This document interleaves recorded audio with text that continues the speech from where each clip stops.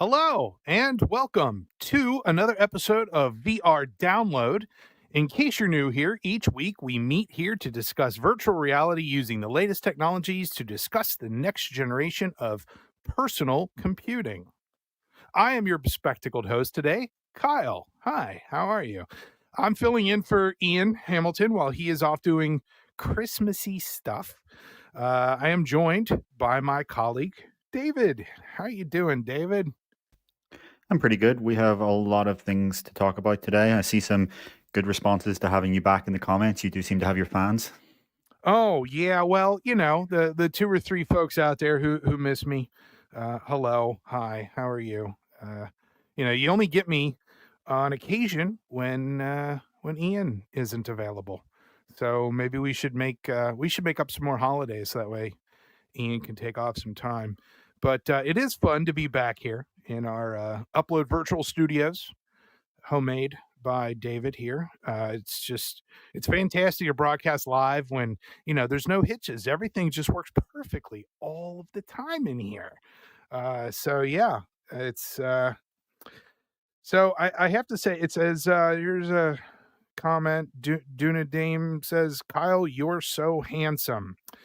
Thank you. Like my mom always said, I have a face for radio. So that's good. So anyway, yeah, this is VR download.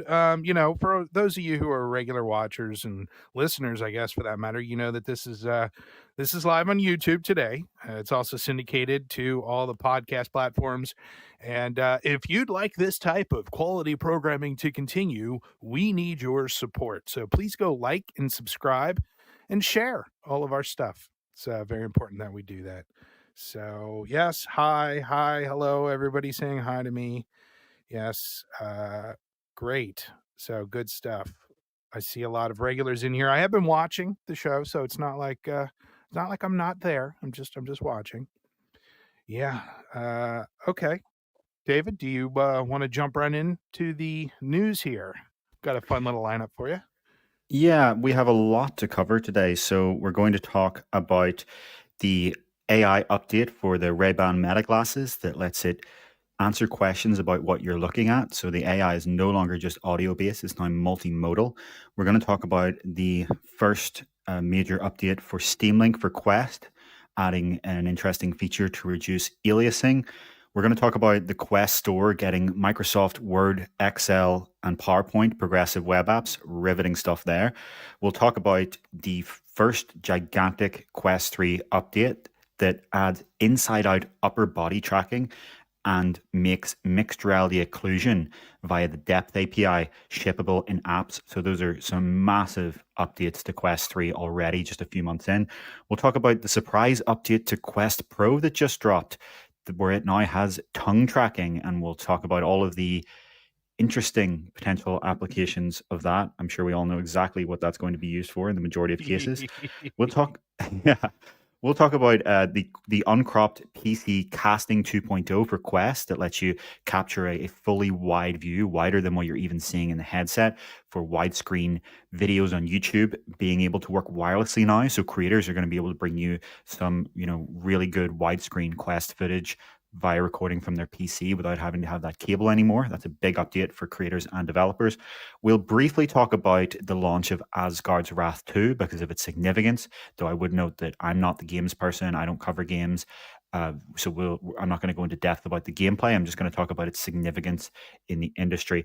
And finally, we will talk about that report from the information that ByteDance has cancelled Pico 5 to instead focus on a much further out Apple Vision Pro competitor. So a massive piece of news from what was and still is, I guess, but won't be soon, Meta's biggest direct competitor there, kind of bowing out in the short term. So a lot of stuff to talk about. Should we get straight into that Ray-Ban Meta glasses news? Yeah, definitely. So just like the first generation of the Ray-Ban Meta glasses, I wanted a pair. I was like, oh, this is great because us bespectacled individuals have to stick together, right? And nothing makes more sense than me to have some cool, neat novel piece of tech that can do some fun things. And I was talking to Ian the other day. We were talking about taking spatial video on our iPhone 5 Pro or iPhone 15 Pro phones, or at least I have mine. I've been taking spatial videos, and stay tuned for stuff on that down the road. But yeah, I was like, hey, this is great. So the new Ray-Ban Meta glasses have two lenses, and he goes, nah, no, it doesn't. The other one is just it's just a light or something. I mean, it's not. I don't know what it is. So you can't take stereo with them, which is very sad. And so I went into a lens crafters here in Ohio, and I said, "Hey, how much are these things going for?" And with prescription lenses and all the things that I normally get, uh, it was still $700, and I just don't see the novelty value just isn't there for me. And so, then I see this thing with the AI, and I'm like, is the novelty factor there yet? Oh, Onakazi is asking, why did I think Kyle was in Seattle? I was in Seattle until about a year and a half ago. I moved back home to Ohio to be closer to family. So I'm in Cincinnati, actually northeast of Cincinnati. But yes, Columbus, Ohio, representing as well. Arlen, hello. We'll have to get together sometime, do lunch. Columbus is only 3 hours away. Anyway, yeah. So the Meta glasses, you activate the AI, David, by saying, "Hey Meta." Now, with it being the Christmas season, there's been a lot of you're out the store, you're shopping, and there's music playing, and you hear all the Christmas songs. And I heard somebody going, "Hey Santa, hey Santa," and I'm like, "Hey Meta, hey Meta." See, a lost opportunity for a commercial there, David. So so give us the scoop. What? Now that I've rambled long enough, what do we got going on here? It's interesting that you point out that, yes, the first generation of these glasses, the Ray-Ban Stories, did have two cameras, one on each side. So they could have theoretically been used for spatial video, which has obviously now become a thing now that Apple is pushing it. But obviously, these products are designed years in advance. And as it has it, what Meta decided to do was, instead of having two cameras on this one, just focus on improving the quality on the one camera and improving some of the other aspects, like adding more microphones. And as you say, the other, what looks like camera here, is just an LED. It's a much more bright LED than the original that makes it clear when you're being recorded. So definitely a missed opportunity from Meta. This, hypothetically, in a parallel universe, had this had two real cameras, you could be capturing spatial video with these and then have it instantly sync over to watch on your Quest. That's a major loss there from Meta, missed opportunity. Maybe it will come back in the next generation. But yes, this update is about the AI. So if you're in the US, you already will have, if you own these glasses, Meta AI, where you can talk to it, and it's a large language model like ChatGPT. So it's a lot more advanced than something like Siri or Google Assistant. It's less useful because it's not connected to the ecosystem that something like Alexa is or Siri.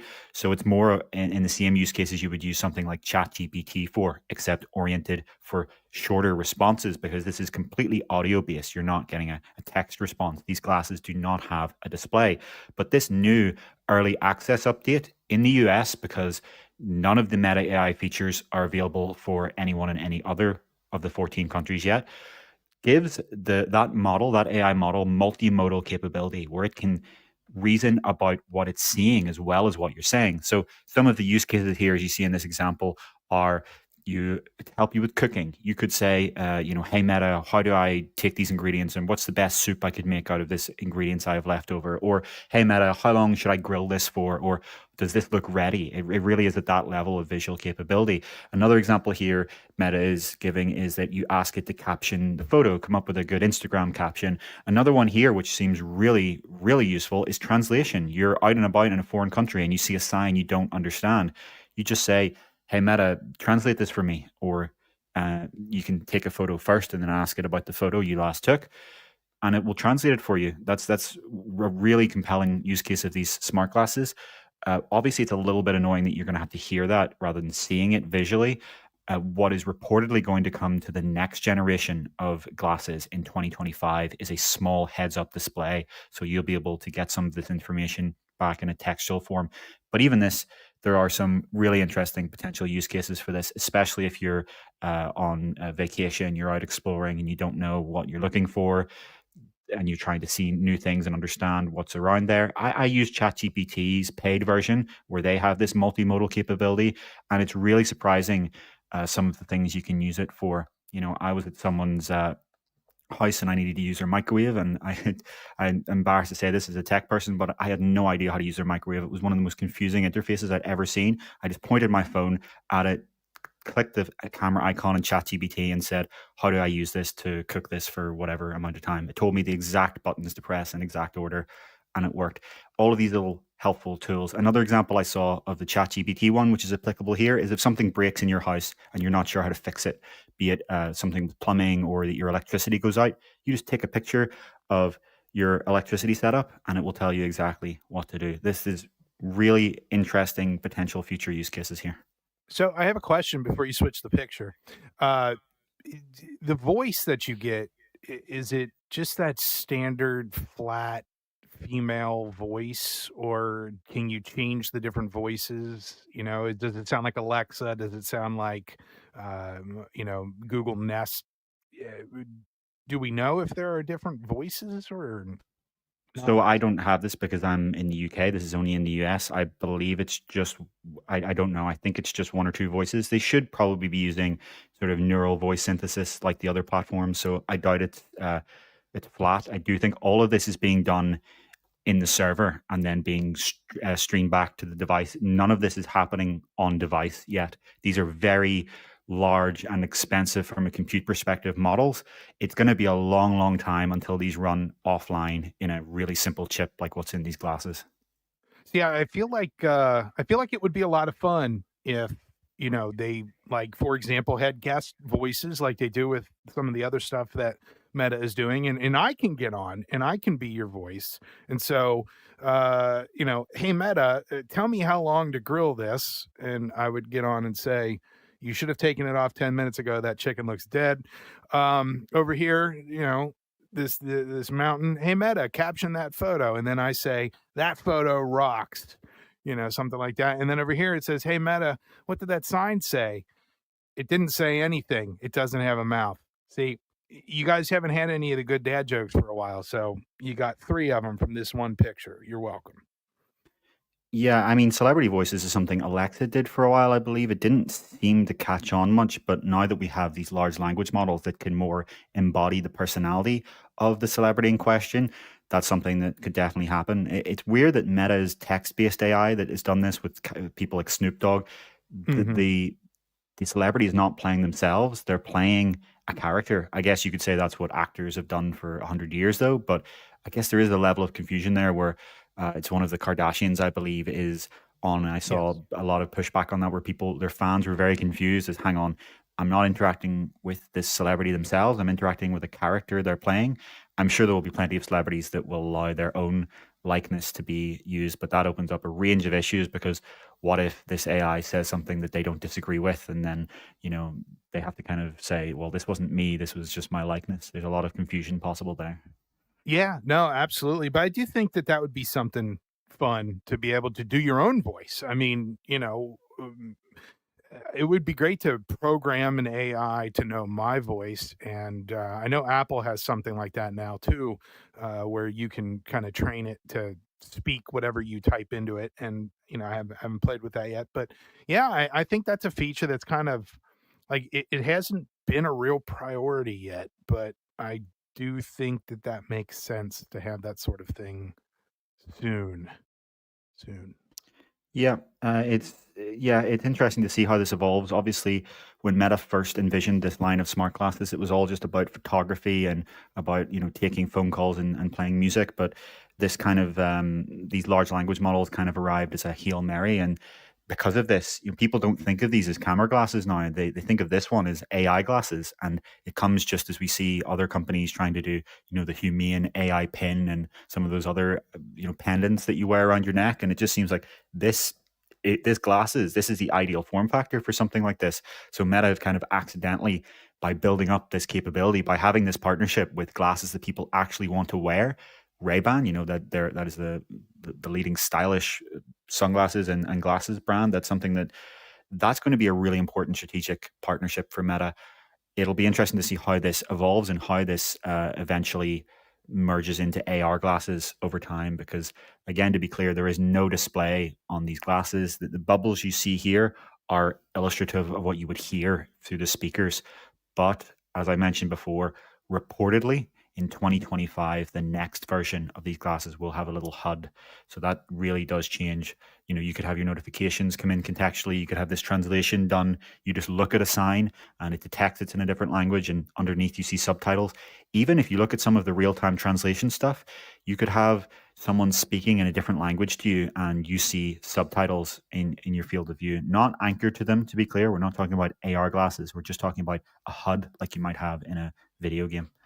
Right. And I think a lot of people do misunderstand the difference between a HUD versus actual AR. And yeah, the HUD is, I mean, those have been around for a long time, military application, things like that. But yeah, I think that's kind of cool. I'd also like to see Meta partner with somebody other than Ray-Ban so that the price can maybe come down. I know that Zenni is producing their Quest 3 prescription lenses, or at least they're one of them. And for $50 US, that's not a bad price. I'd like to see Zenni get a hold of the stories, and they can be called Zenni stories, and maybe a lower end version once they get to the next the version with the HUD. Then they can have Zenni partner with them for a cheaper version. I don't know. That's what I'd like to see, especially with somebody who has multiple sets of glasses. It's difficult for me to drop the amount of money on this product when I need prescription lenses for it to use. Or what about clip-ons? Like, you could just take, I don't know how much hardware is actually in the arms of the Ray-Ban stories, but maybe the batteries exist there. I don't know, David, you'd probably be able to answer that better than me. Yeah, there's a lot of tech in there. I don't think it would be possible to do this clip-on, but I also don't think they're going to go for any other brands. A partnership with Ray-Ban, with Luxottica, that the parent company that is the market leader in glasses, is going to be gold dust for Meta if we do come to the era that we expect on this at UploadVR and many in the industry, where in the 2030s these glasses start to get true augmented reality capability and start to become something that eventually replaces the smartphone. If Meta are coming up against Apple glasses, being partnered with Ray-Ban is going to be their biggest strategic advantage, and I don't think they're going to want to annoy that partnership in any way. Well, a bespectacled man can dream, but sure, I agree. Let's talk about that Steam Link update. It's nothing major, but it is interesting to see that Valve is already updating this. This is clearly not one of those situations where an app gets dropped onto a platform and never touched again. Valve are clearly committed to making this the best way to play PC VR content with your Quest. So this update re-adds advanced super sample filtering. And what's really funny about this in the changelog is that Valve said that they accidentally disabled this for Quest headsets a few years ago as an unintended result of another change. So with this update, they have re-enabled it and specifically supported it as well in Steam Link. And to be clear, some of you may know exactly what we're talking about, and others may say, what the F is advanced super sample filtering? So super sampling, it refers to rendering at a higher resolution than the headset's display panels to produce a sharper image. If you're in Steam VR settings and you go beyond 100%, if you're on another PC VR platform and you crank up the resolution to beyond what your headset should theoretically be able to show, you will actually get a sharper and perceptually higher detail image with less aliasing. So what happens when you have that higher detail image is it has to be then downsampled to be displayed at the resolution of your headset. It has to get an image at its display resolution. So that process of downsampling can be done in a few different ways.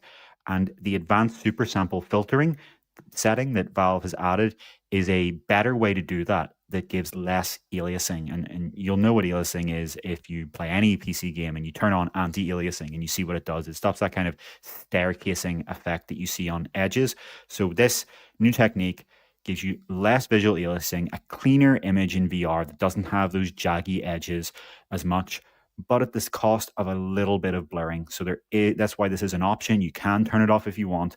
I think it looks better. I hate aliasing in VR. I think it really detracts from the realism. You do not see aliasing in real life. Aliasing is something you only see in computer graphics.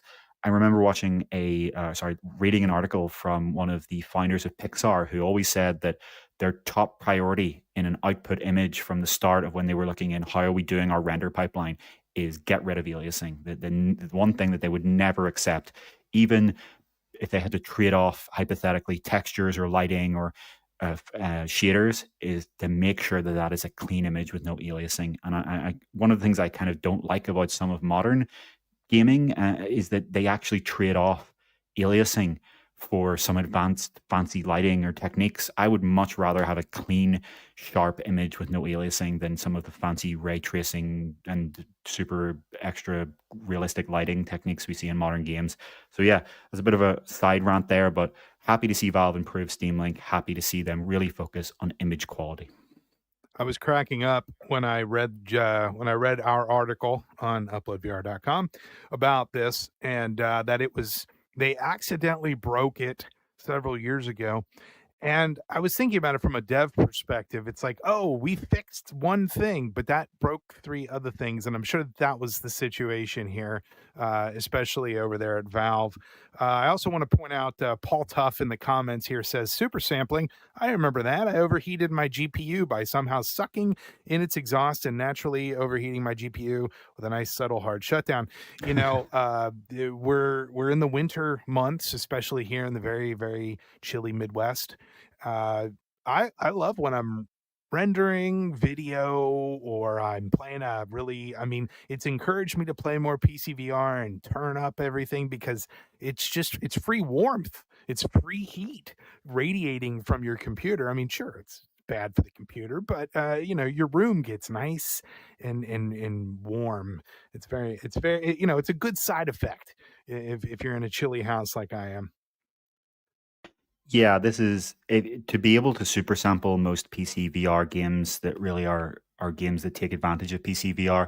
You're going to want to have a really high end GPU anyway. So this change only matters to people who, are running a 4090 or 4080 Ti or whatever your high end GPU is and are pushing the resolution beyond. If you're someone who isn't putting your resolution that high, this change isn't really going to do anything for you. This is not something you're going to notice if you're not actually super sampling.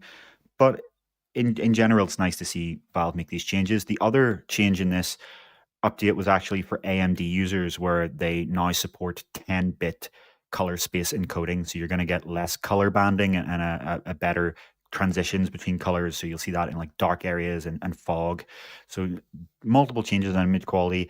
It's again, the overarching thing here is it's just very clear that Valve is not half-assing this. They care about this. They care about the quality. And I would expect to see plenty of Steam Link updates in 2024. This is Valve's most active current VR project, arguably. Valve knows that the majority of headsets playing games on Steam VR are Quests. They have built this app to make it as easy as possible, and now they want to make sure that it's as high quality as possible too. And it's free. It's a great time to be a PC VR gamer with a Quest headset. Yeah, I want to shout out here to Ryan B. OMG. I keep my office door closed for that exact same reason, Kyle, to keep the room warm because Midwest winters are cold. They are. And I'll tell you, I don't know how many times I've spent a long day with a headset on, connected to my computer, playing whatever, usually What the Bat. And man, you just really start to heat your room up. You walk out to the rest of the house and you're like, wow, it's a good 5 to 10 degrees colder. The rest I'm going back in the office to do more work. It's kind of interesting. I was going to ask you, David, in terms of what Valve is doing with Steam Link and the super sampling and all of that. Dare I mention the name Deckard? Dare I even bring up the concept of another headset coming out from Valve? Uh, I mean, it seems like they're doing a lot to help Meta and help other headsets perform better and do better. Are they helping themselves as well, or what are your thoughts? Does Deckard even exist in your vocabulary right now? Yeah, I think it's a great question, and it is the elephant in the room. We might as well talk about it. Deckard definitely exists. It's about whether Valve has enough of an incentive to really actually push it past the final finish line and get it out as a real product. Because the incentive here for Valve is that their money printing machine is Steam. And for every time someone who's a PC gamer buys a Quest headset, Valve is making money because that person is going to buy some Steam VR content on Steam. Valve gets that 30% cut, and without ever having to ship hardware.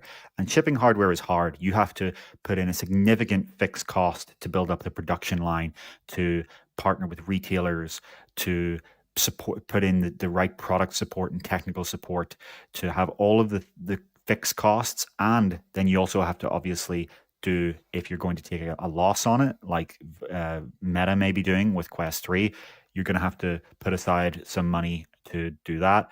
There are a lot of costs and difficulties in shipping hardware, and you have to commit to that. You can't just ship this and then, you know, discontinue it. You have to actually commit that every single person you sold to, you're going to then support it with software updates and maybe accessories, and that's not something that you can just kind of half-ass. So right now, Valve has a pretty cushy setup with VR. They don't have to bother with the hardware; they just make the software, and they make money. If they're going to make, if they're going to release Deckard as a real product, if they're going to actually ship that, they're going to have a reason for that. They're going to have to push forward VR in some way that makes it worth it over just a Quest. It seems unlikely to me that Valve is going to try and compete at the $500 mark with Quest 3. It's possible, but it seems like they would just be setting themselves up for a battle that they would not want to fight. Whereas maybe they will push forward in some way that we don't yet know on the high end, like they did with Index. But I'm still so torn on what Steam Link means for Deckard. This is obviously useless analysis, but to me, it either means that they're really not set on releasing a headset, or that this is a beta test for the kind of wireless streaming that will be built into Deckard, perhaps even with a dongle. It's like it's one or the other, but it's really hard right now to tell exactly which it is. Yeah, yeah. So I guess we'll see. I guess we'll see if Deckard actually.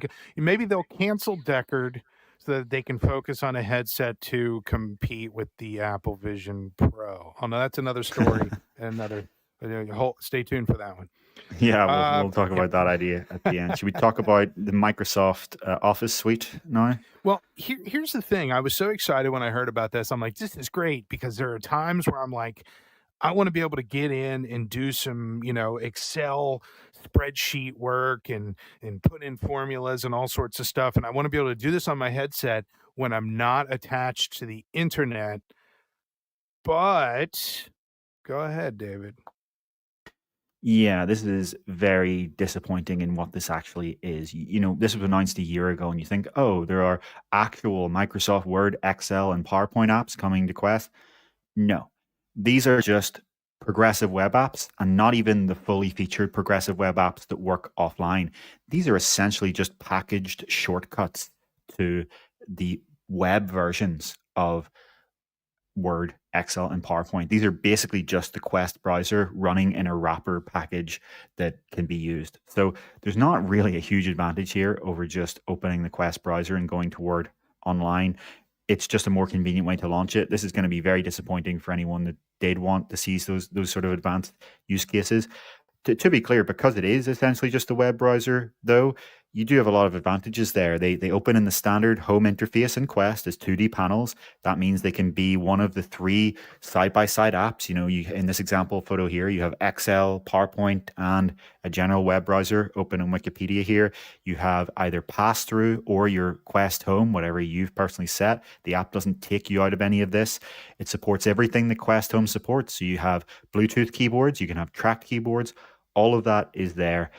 It's just that this doesn't work offline. It doesn't have anything that the native apps would have. This is not the Android apps. This is just the web apps. Whether you really care about that not working offline depends obviously on your setup. If you're someone that only ever uses your headset on your Wi-Fi, that's okay, I guess. But if you're someone that if the reason that you wanted a productivity setup from a headset was that you wanted portability, because some people always ask, what exactly is the advantage of doing this over just using my PC or my laptop? Well, the advantage is that you can bring around a triple monitor setup in something that is the same level of portability as your laptop. If you're someone who's constantly on the move, you're constantly on flights and trains and hotels and conferences, and you want a real productivity setup, or at least 3 web browsers of productivity, that's the advantage here. Today, this is not widely appealing because the headsets that we're talking about here are relatively heavy. They don't have relatively low resolution compared to a real monitor. But once you start to see standalone headsets in the coming years that get down to the kind of size of the big screen beyond PC headset, and once you start to get resolutions like Apple Vision Pro where you have 4K per eye, this sort of use case is going to be very compelling for those sort of people who are on the move and want a portable setup, because this turns monitors from hardware to software. And think of how many hardware devices before smartphones like the iPhone became just apps, became software. All these dedicated devices, from calculators to MP3 players to digital cameras to GPS navigators, they all became software. And the pitch here eventually, once headsets are lighter and higher resolution and hand tracking works better and all of that, and you have pass-through that is crystal clear, is that monitors too will become software, and you can have as many as you like at whatever size you want. So I have a couple thoughts on this. Number one, I can remember back in my Android development days when HTML5 came out, and it was a really hip thing to have a website where you could write an app that would access your website and pull the data. And it really wasn't an app, it was just almost a shortcut with a fun little interface and a little icon on your screen. There really wasn't. It was a stopgap to the point where you do have an actual app that can do this. And so I'm wondering if this is Meta's step one to be able to get it from the web to your headset so that they can say, look, we did it. It's not perfect, but we did it.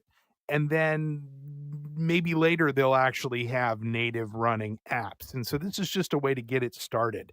Yeah, you mentioned calculator, and I'll be honest with you, I'm excited about the possibility of having 3 web-based calculators up, because I know, David, that how excited you are about calculators being that is the killer app, is the calculator. I know you had mentioned that in a previous episode, David. I think that was you saying that.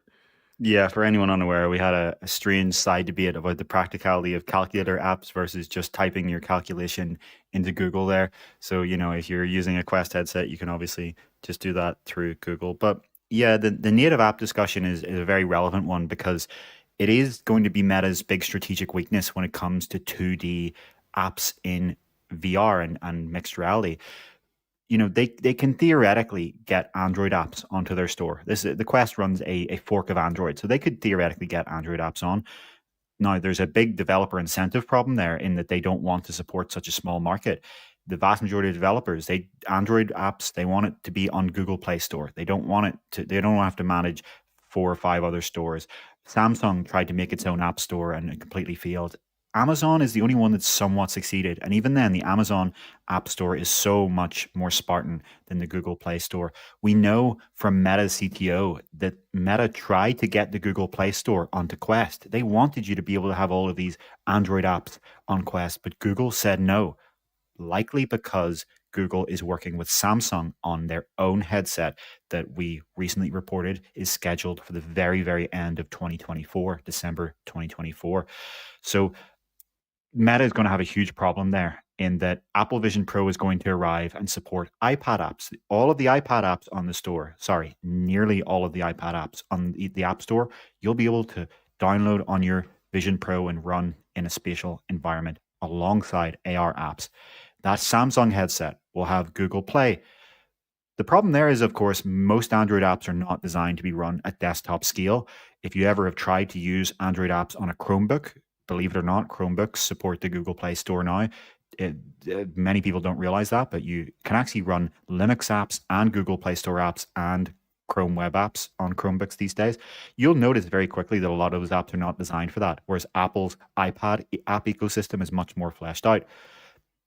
Meta's potential benefit here is actually going to be the third thing that they've partnered with Microsoft for.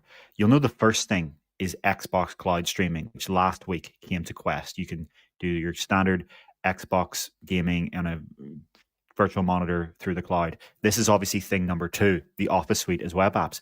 But the most radical will be thing number 3, which was announced last year as well, but has yet to ship, which is Windows 365. What that does is stream a full-fledged Windows 11 PC to a virtual monitor on other platforms. It's just on a web browser or your full screen. In VR, it'll be in VR. You will have one of these tabs here. Potentially if it's in mixed reality, instead of just being a web app, it will be an entire cloud Windows 11 PC for a subscription fee, of course. And then you can do anything that you can do on your Windows PC, you can do inside MetaQuest. That will be Meta's big push for native apps to do it cloud streaming. The obvious problem there is that you need a really, really good internet connection for that not to be an occasionally terrible experience, to not have compression artifacts. But if we're looking at this as a technology that is only just starting with these heavy, clunky headsets, and it's going to get better and better over a decade scale, so are people's internet connections. The internet connections of the 2030s are going to be more than good enough for this. And most people in city already have an internet connection good enough for this. So Windows 365 will be Meta's attempt here if people have the internet connection for it. But how is that any different than just using virtual desktop to stream my PC from anywhere? You don't need a PC. That's the difference. And you don't need to, and you can bring it anywhere, and you don't need to leave your PC on. A lot of people, they either have a very low end Windows laptop, or they don't have a laptop at all, or they have a Chromebook. The primary computing device of most people today is their smartphone. We are obviously VR enthusiasts, and a lot of us have powerful desktop PCs, but a lot of people don't. And again, it comes down to this portability thing we're talking about, where you just take the headset with you and a Bluetooth keyboard, and that's it. You have your virtual productivity workspace wherever you want. And if you start to bring in some of the things that we see in apps like Immersed and like Horizon Workrooms, you're then not only able to be on your own, but in a virtual office space where you all have virtual Windows 11 PCs. That could be something that's in integration with Microsoft Teams, which is another part of this partnership. So it's very interesting to see. For anyone who's not aware, Meta and Microsoft are heavily partnered in XR. Microsoft had its own ambitions reportedly, but they have decided to instead do what Microsoft has done a lot in recent years, which is partner with another company and let them deliver the hardware where Microsoft delivers the software. So this is only the very, very beginning of that Microsoft partnership. Doesn't the Meta Ray-Ban stories also use Bing with its searches?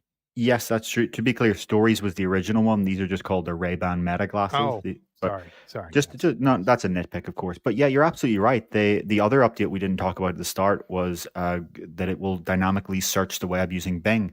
So yes, there's another partnership there.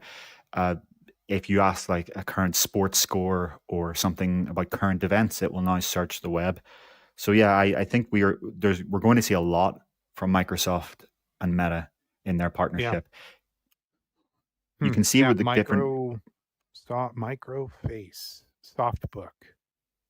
You can see the different partnerships that have been drawn up here. You've got Apple on its own, as always. You've got Google and Samsung going to be entering next year, and you've got Microsoft and Meta on the other side. And it'll be very interesting to see what happens there. Seth L is asking, did Microsoft drop the HoloLens? I was just going to bring that up. Yeah. But HoloLens 2 shipped in 2019. It is in some ways kind of become obsolete now. The Magic Leap 2 is superior from plenty of hardware aspects. We haven't seen much change there. Microsoft has essentially abandoned its Windows MR PC platform, where it's now, again, as we've mentioned, its VR focus is through Meta. It's possible we're going to see more Microsoft hardware in the future, but I suspect that, as we've been saying, Microsoft is putting its eggs in the Meta basket for now. Yeah, Metasoft. Thank you, Go Green Game On. I was saying, I don't know why I was saying face and book. It's like it's ingrained into my skull. It's still difficult for me. Hey Meta. See, I have to keep singing that. Hey Meta. Yeah. All right. Well, that's fun. Word Excel, PowerPoint. Through the web. Neat. But yeah, I don't know. I guess it's just a matter of time. We'll see what happens. Next up, what do we have here? Quest 3's Inside Out upper body tracking has released along with the mixed reality occlusion. It's shippable in apps. Now, you wrote the word shippable in the notes here, David. I'll be curious to hear what that word exactly means for you. Sure. So yeah, we have these two major updates for the SDK for Quest 3. These are things that developers will need to integrate. So this is not neither of these features will magically appear in any of your apps. As far as we know, no app actually supports either of these yet. But the first is, yes, inside out upper body tracking. And the second is dynamic occlusion in mixed reality. And what I mean when I say shippable about this second feature is that beforehand, developers had access to it since a day or two after Quest 3 released as an experimental feature. And when Meta calls something an experimental feature, what it means is the developers cannot ship it in the Quest Store or App Lab. So now with this new update, they can ship it. So let's talk about these two features. The first is inside out upper body tracking. From the image you can see here, it's pretty clear what this is, but if you're not familiar with it, this was announced alongside Quest 3 as coming in December. It is now December. This update has now arrived. It will track your wrist, elbows, shoulder, and torso using the downwards facing side cameras on Quest 3. So beforehand, as you know, you would only have tracking of your head and your hands. And that's what I have right now, only my head and hands. I'm on a Quest 2. We haven't updated this app to use anything. The Meta avatars have not even updated to support this yet. So I actually right now have my elbows right up above my eyes, or pretty much at level with my eyes. But you don't see that because this is only tracking my hands. And when you only have your hands and your head, you don't know where the elbows are. Also, when I turn my body, the system is making a guess. When I turn my head, the system is making a guess about how much my body is turning, but it doesn't know where my torso is. It only knows where my head is. This changes that. This gives you the ability to have all of these parts of your upper body truly tracked, not estimated, but actually tracked with the cameras. So that has obviously huge implications for social VR, where you have more expressivity.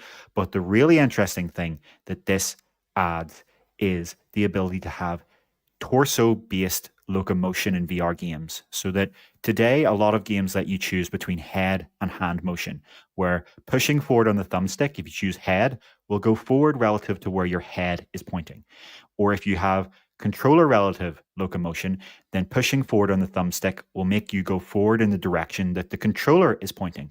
But that means that you can't look around and aim while moving in a different direction.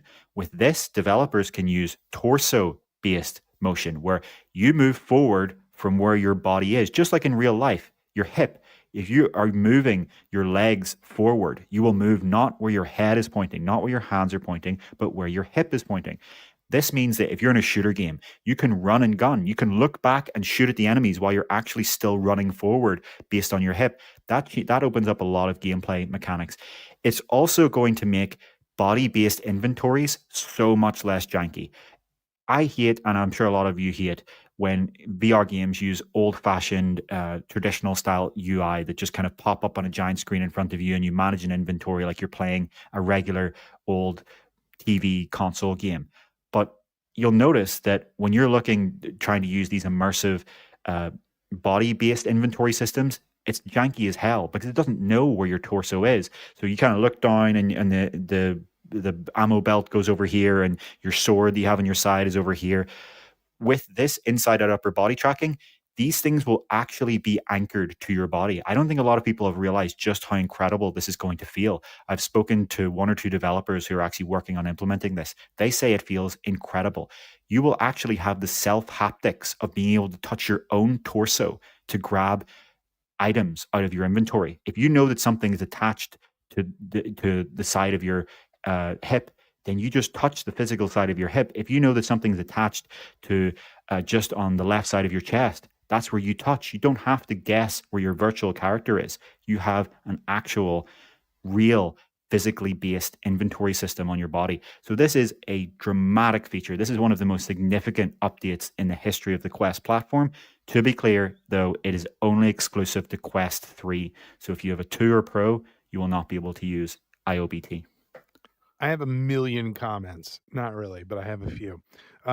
First thing I thought of when I saw this picture is this guy's shirt is fantastic for tracking purposes because of how busy it is. And you know, if you're in a completely sterile white room and you're trying to do tracking in a room, the cameras go crazy. They don't know how to handle it.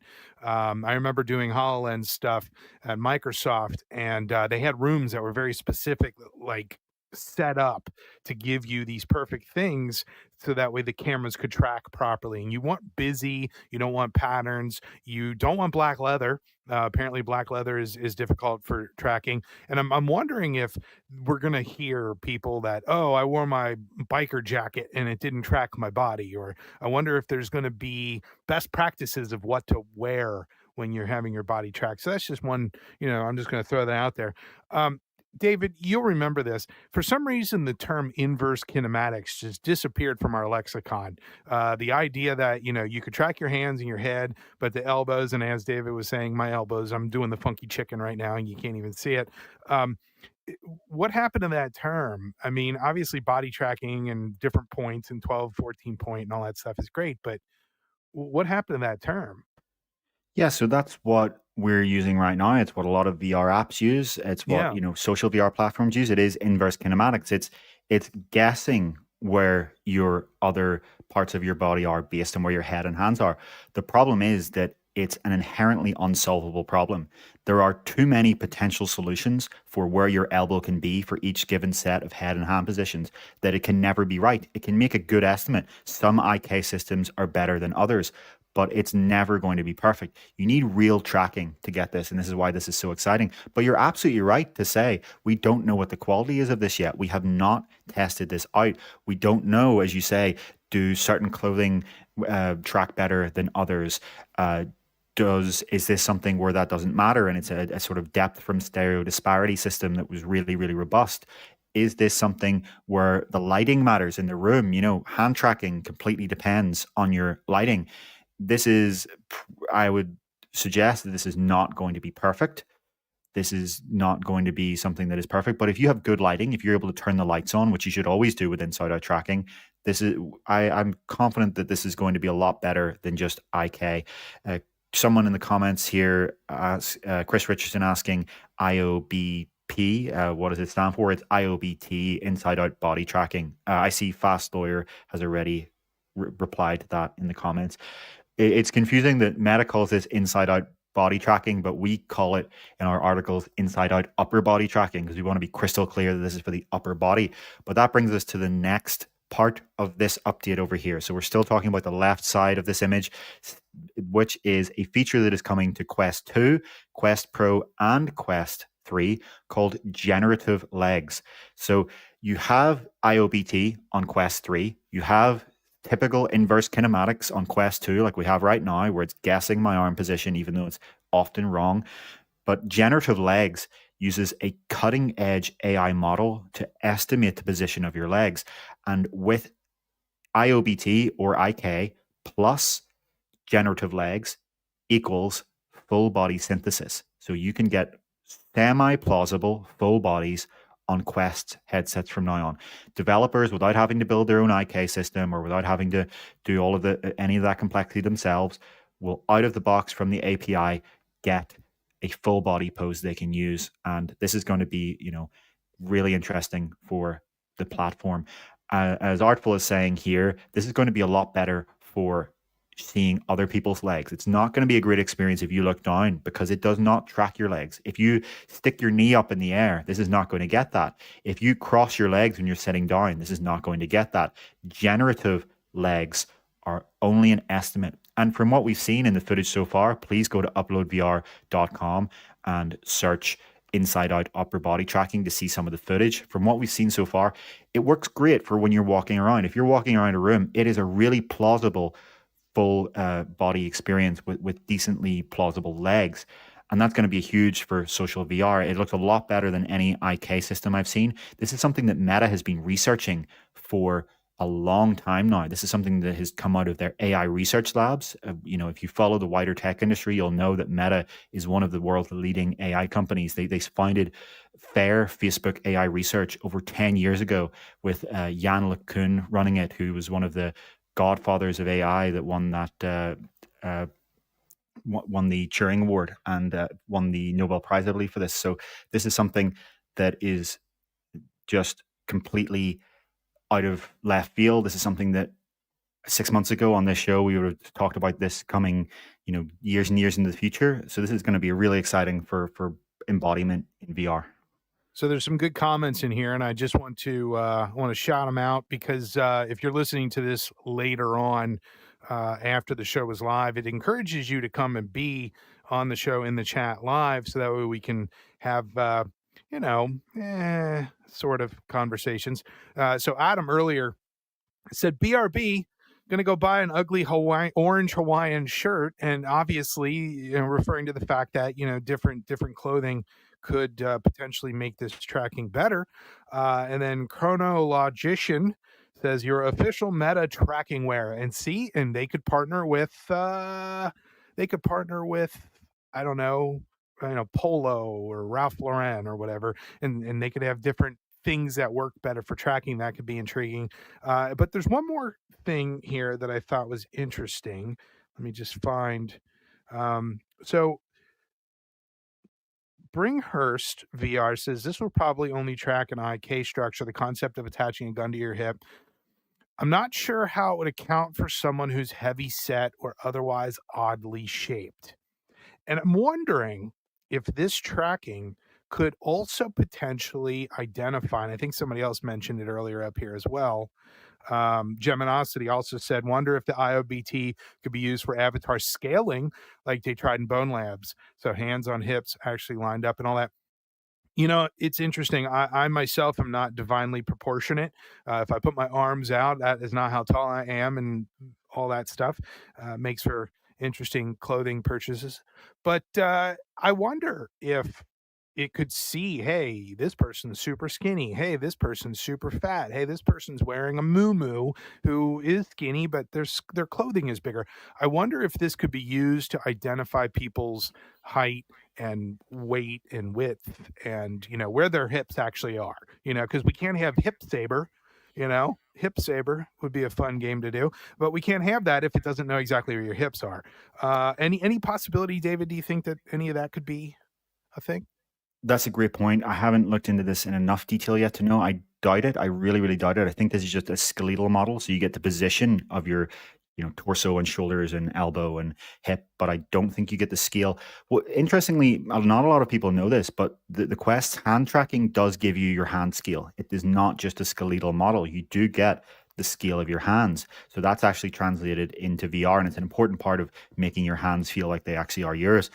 It's possible that you'll get a general scale of this torso here, so you'll know like the rough kind of extent of someone's torso, but I really doubt they're going to have a kind of gut size detection or anything like that. That's something that's probably going to eventually happen, but there are interesting points about, do people really want that? Is that something that as long as the app gives them control, I guess, of whether they want to show up in a certain way in VR as their ideal form or their real form, that opens up a lot of kind of philosophical questions about what people want to be in VR.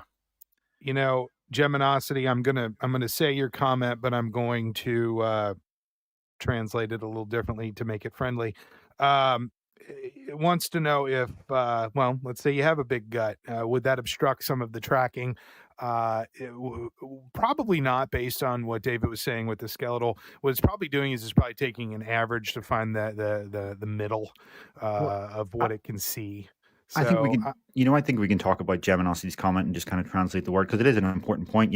They're wondering whether breasts would obstruct the tracking, and that's a really important point because uh, 50% of the population have breasts, and these technologies need to work for them just as well. And it is an important problem when it comes to inside out body tracking from headsets, in that these downwards facing cameras are sometimes going to be occluded by that. It's a great point. We need to see over time, we need to ask people who are using this with different body types and different body shapes and different body features, how well does this work for you? Does this work for everyone? Just like a lot of companies have had to really struggle with different skin tones when it comes to hand tracking. Pico recently admitted that they didn't think that their hand tracking was great for all skin tones, and that they put a lot of effort into expanding their model to be better with that. For example, this is something these companies often do care about, and it does matter so that everyone can use those technologies. So again, there's obviously a design conflict here, because as you make headsets slimmer and slimmer, this becomes more and more of a problem.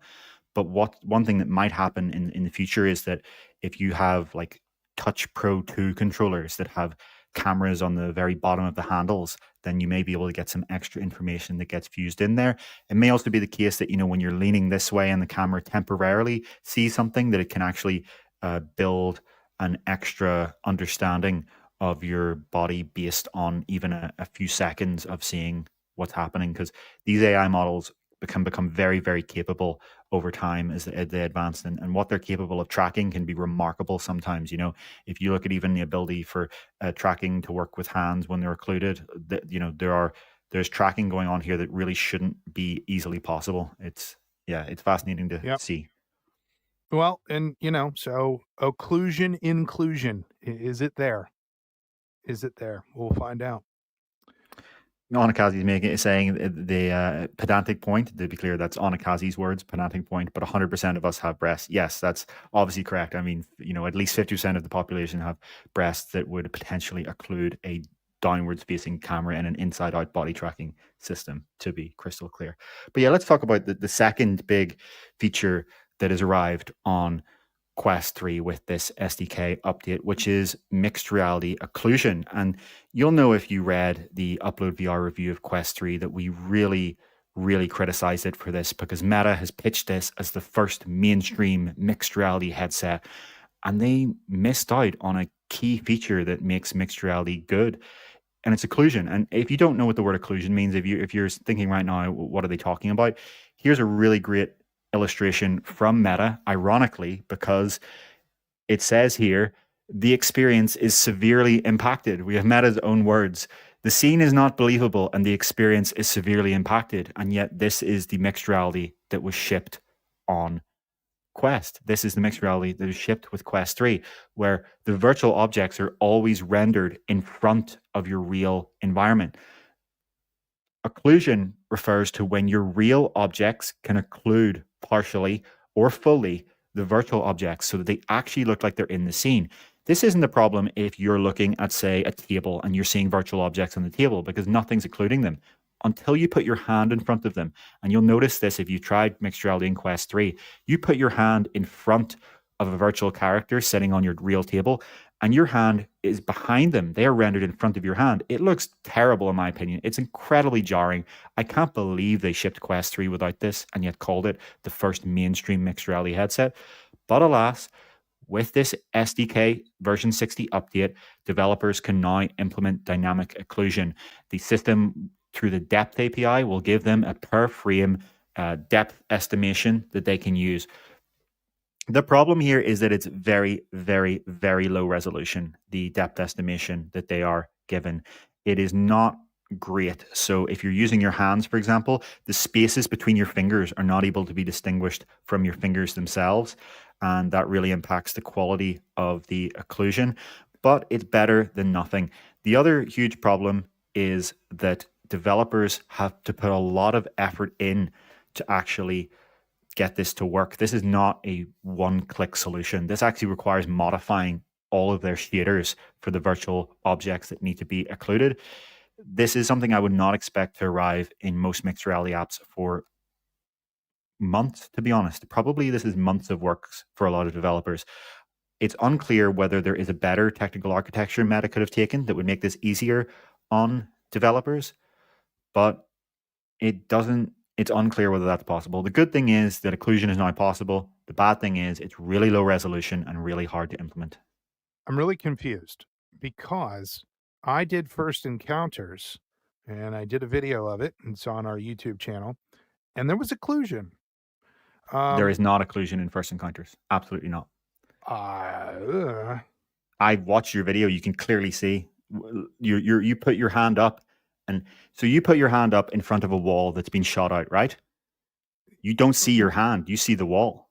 But I'm talking about occlusion of other items in my room. Oh, that's a great point. Yes. So for things that are scanned in with the scene mesh, that mesh that you generate at the room setup, you can already do occlusion behind that. That's static occlusion.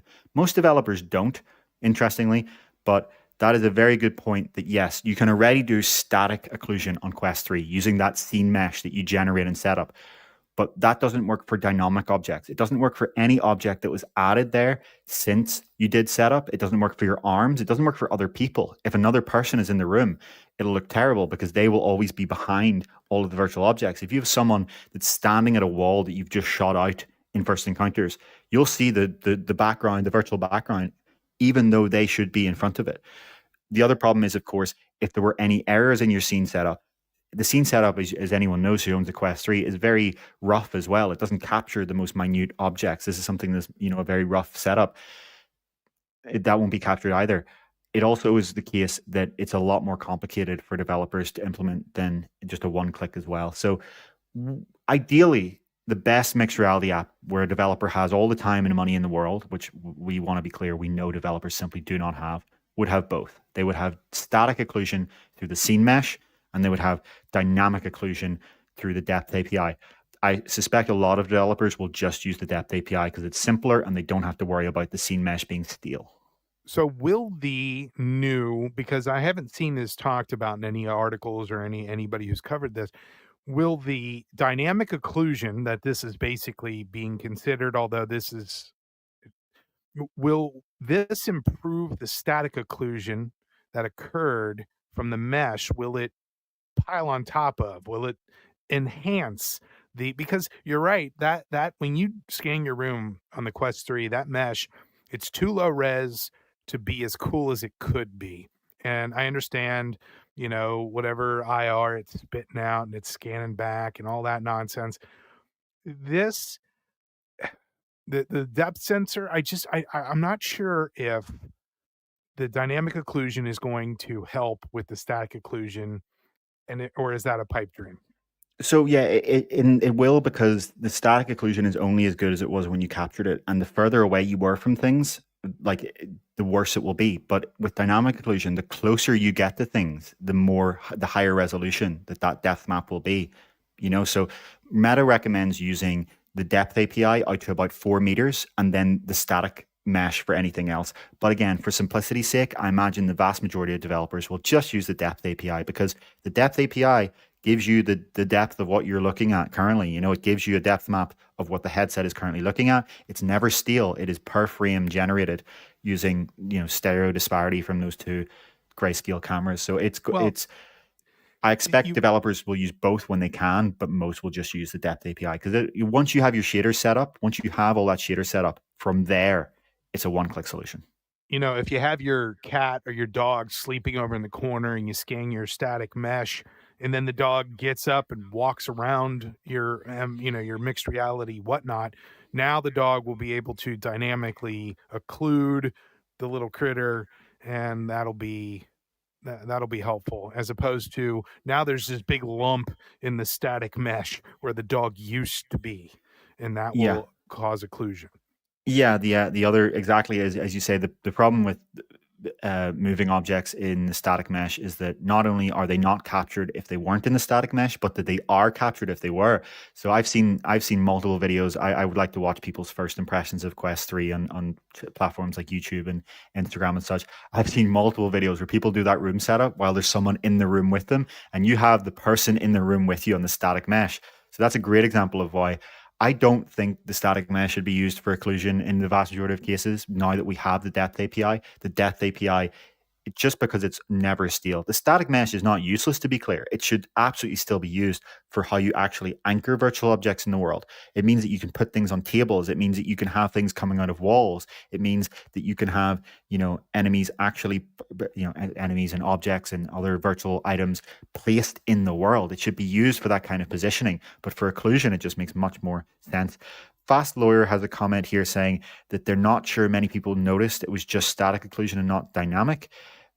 Well, until they put their arm up, if you're playing a mixed reality thing on Quest 3, as soon as you put your arm up, you notice that your arm is behind it, even if your arm is actually supposed to be from a geometric perspective in front of it. I think that looks terrible. And as I said, as soon as your pet walks into the room, you notice that they're magically always behind the virtual objects. As soon as another person's in the room, it looks terrible. If you look at some of the footage of Lego Bricktales mixed reality that people are playing, or you play it yourself, it's so jarring. You have on front of you on this coffee table or wherever you set it up, you have this virtual landscape and you're interacting with it directly with your hands, but your hands are behind it as if your hands are somehow like attached to the coffee table underneath it. I think this is a really, really important feature. I think this will be considered critical for mixed reality within a few years. It will be, if you tell someone who didn't know about Quest 3 that Quest 3 shipped without occlusion as a mixed reality headset in a few years' time, I think they'll laugh. I think it's one of those things where it's just absurd. It's like shipping a black and white smartphone or something. It's silly. And basically, Fast Lawyer, that was the whole point I brought. That's the whole reason I brought this up. So your comment is very valid. And when you said Lego Bricktales, that's I call that the unoccluded valley, because I don't really know how else to explain it. Like, it's in front of me, but my hands are not. It's disjointed, and it just doesn't make a lot of sense. So I think it's a lot less of a problem in games where you have controller tracking, because the developer will render the controllers as a virtual object, so you'll get occlusion by free because it's just a virtual object environment. Where this really is noticeable, I see some people in the comments don't notice it much. I would have to ask, are you using this with a hand tracking experience? That's where it becomes really, really noticeable. And mixed reality and hand tracking go together really, really well.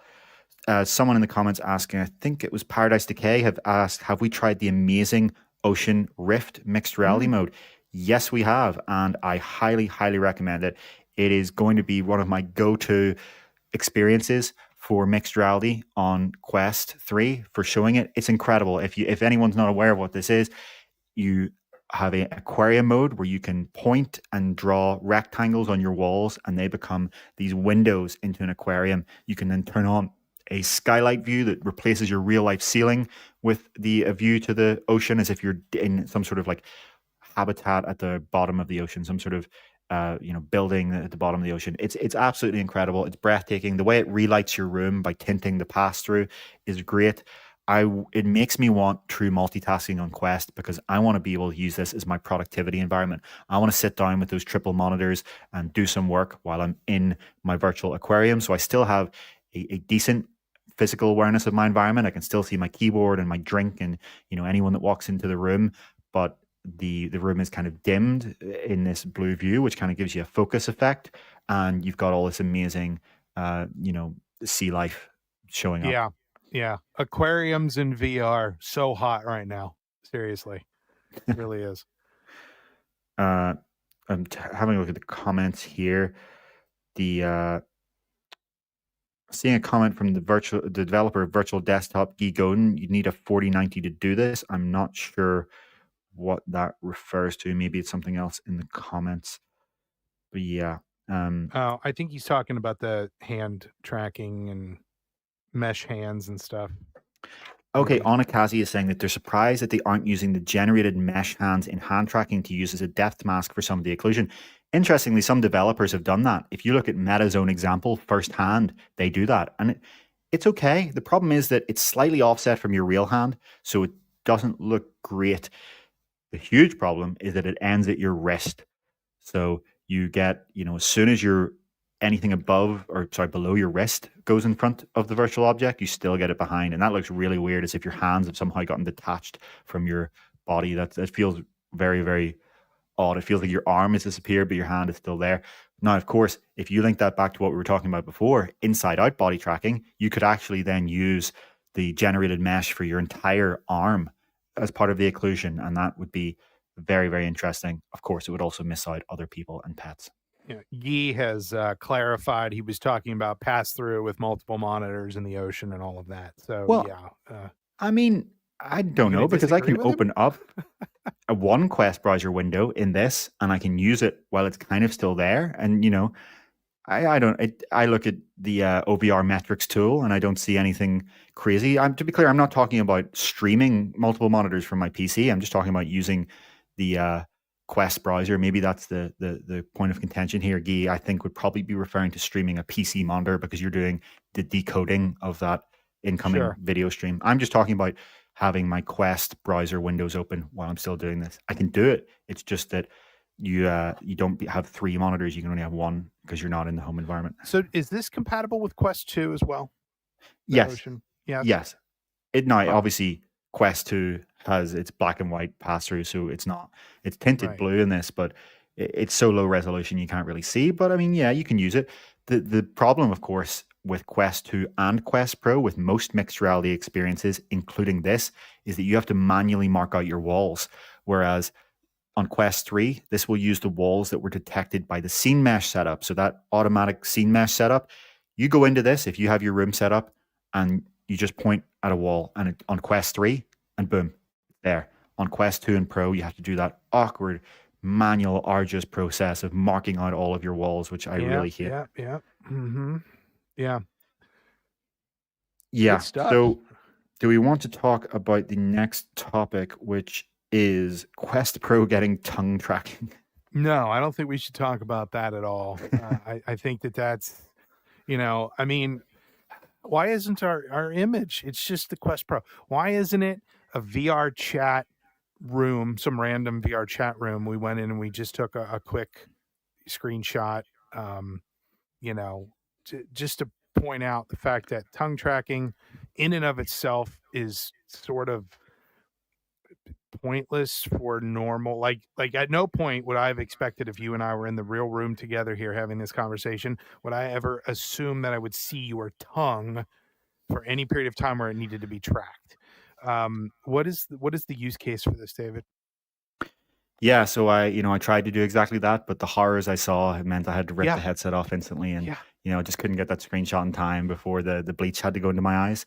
But yeah, this is something that we pointed out in our Quest Pro review over a year ago, that the face tracking was missing your tongue. So if you looked at a virtual mirror with your avatar, you really got this sense that it was you, because you were driving it with your facial expressions, with your eye tracking. It's really compelling. If you haven't tried a Quest Pro, you should. That's a compelling experience. But as soon as you stick your tongue out, you go, oh, and the illusion is broken. Well, with V60, that same update we're talking about, the V60 SDK, you get your tongue tracked, not laterally, but you do get it in terms of how far stuck out it is, in terms of all the way back in your mouth, or slightly out of your mouth, or all the way out. So you can stick your tongue out now. This is not supported yet in the Meta Avatars SDK we use. It's not supported yet in any app I know of. I think this just dropped a few days ago, but it is already supported in a module for VR chat. Let me just bring up the details here. It's supported by a ALVR developers VR FCT, VRC face tracking module for ALXR. ALXR is an open source alternative to Virtual Desktop and Steam Link and Quest Link. So there is a module for it that can use this. Theoretically, Virtual Desktop and Steam Link can support this with one software update. Virtual Desktop and Steam Link both will pass your Quest Pro face tracking through to VR chat. But they do not yet have this update with the tongue. So expect to see that we have Virtual Desktop's developer here. I can ask Guy Godin, do you expect to support? Yes, we have direct confirmation. Guy Godin, Virtual Desktop developer, will add support for tongue tracking through Virtual Desktop to Quest Pro. You have it here. The remaining question then is, when will Valve do it in Steam Link? You could argue that, Steam Link is out and it has, this convenience factor, but Guy Godin is likely going to support it before. That's been a huge advantage of Virtual Desktop over Quest Link, is that Virtual Desktop has added new features first, and that's part of what you get for your $20. So expect to see people sticking their tongue out in VR chat and doing completely wholesome and not strange at all things with that don't in any way give anyone nightmares. I don't know whether I'm happy or sad that Arlen stole my joke. Gene Simmons will be so happy, and I was going to say that, as a person who has an abnormally long tongue. I was going to say, oh yeah, our avatars. It'll be interesting when that finally comes to the studio. But Gene Simmons, yeah, definitely of Kiss fame, if you're not familiar. So I guess one of the rock band games can add a Gene Simmons plugin now for extra whammy bar experience. I don't know, whatever. But yeah, I don't really see, you know, I'm in Horizon World and I'm eating an ice cream cone or in VR chat doing what they do in VR chat. I guess this is something that shouldn't be. But what about ears? Are they going to start tracking ears? Because I was looking at in the mirror in my home, and I wiggled my ears and they didn't move, and that really broke the immersion for me. I mean, where do we draw the line, David? Seriously. That's an interesting point. You would have to put cameras well under the side of the headset for that. I can't actually wiggle my ears, so it's not something I'll ever personally care about. But no, I mean, I think having the tongue is interesting for some use cases. We might as well talk about it. There are people who do certain kinds of role play in VR chat that involves a lot of No. intimacy that Really? would like to have this. It's also, like I said, when you look in the mirror, it's one of those things where it breaks the illusion if you don't.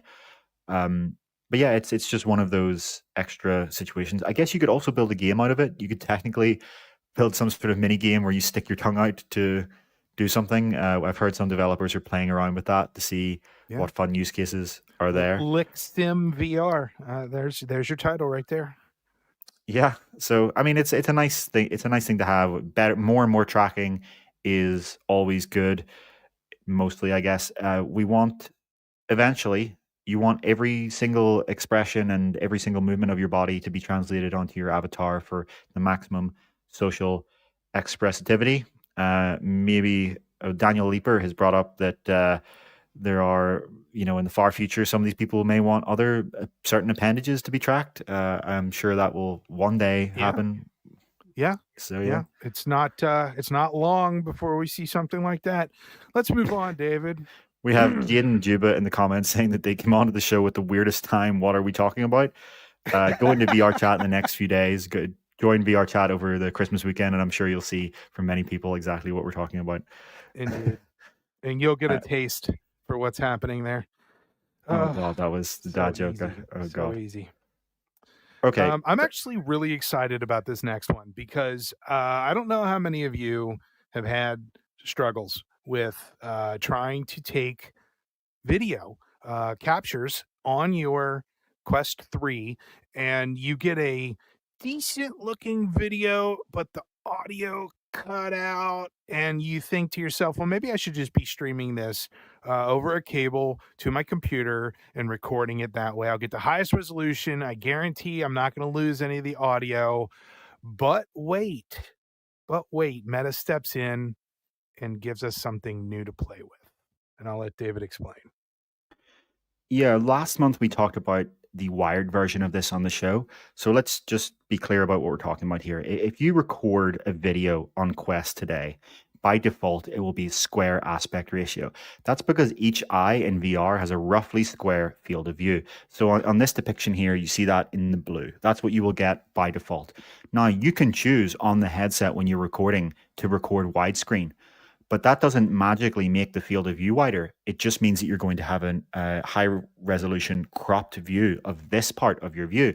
And that cuts off the top and the bottom of your view, which is terrible for cockpit games because you'll be flying around in the aircraft and you've actually just cut off a lot of the actual cockpit. It's terrible for combat games because you're in something like Blade and Sorcery or Gorn, and you can no longer see the top of the enemy that you're fighting with. And you can no longer see, the bottom of the weapon you're grasping a lot of the time. Or in this case, this is just a completely random screenshot. The top of the weapon is cut off. So what you want if you're a YouTuber or developer trying to produce a video for a widescreen platform like YouTube for TVs and laptops, what you want ideally is to somehow record even wider than what the headset can actually see.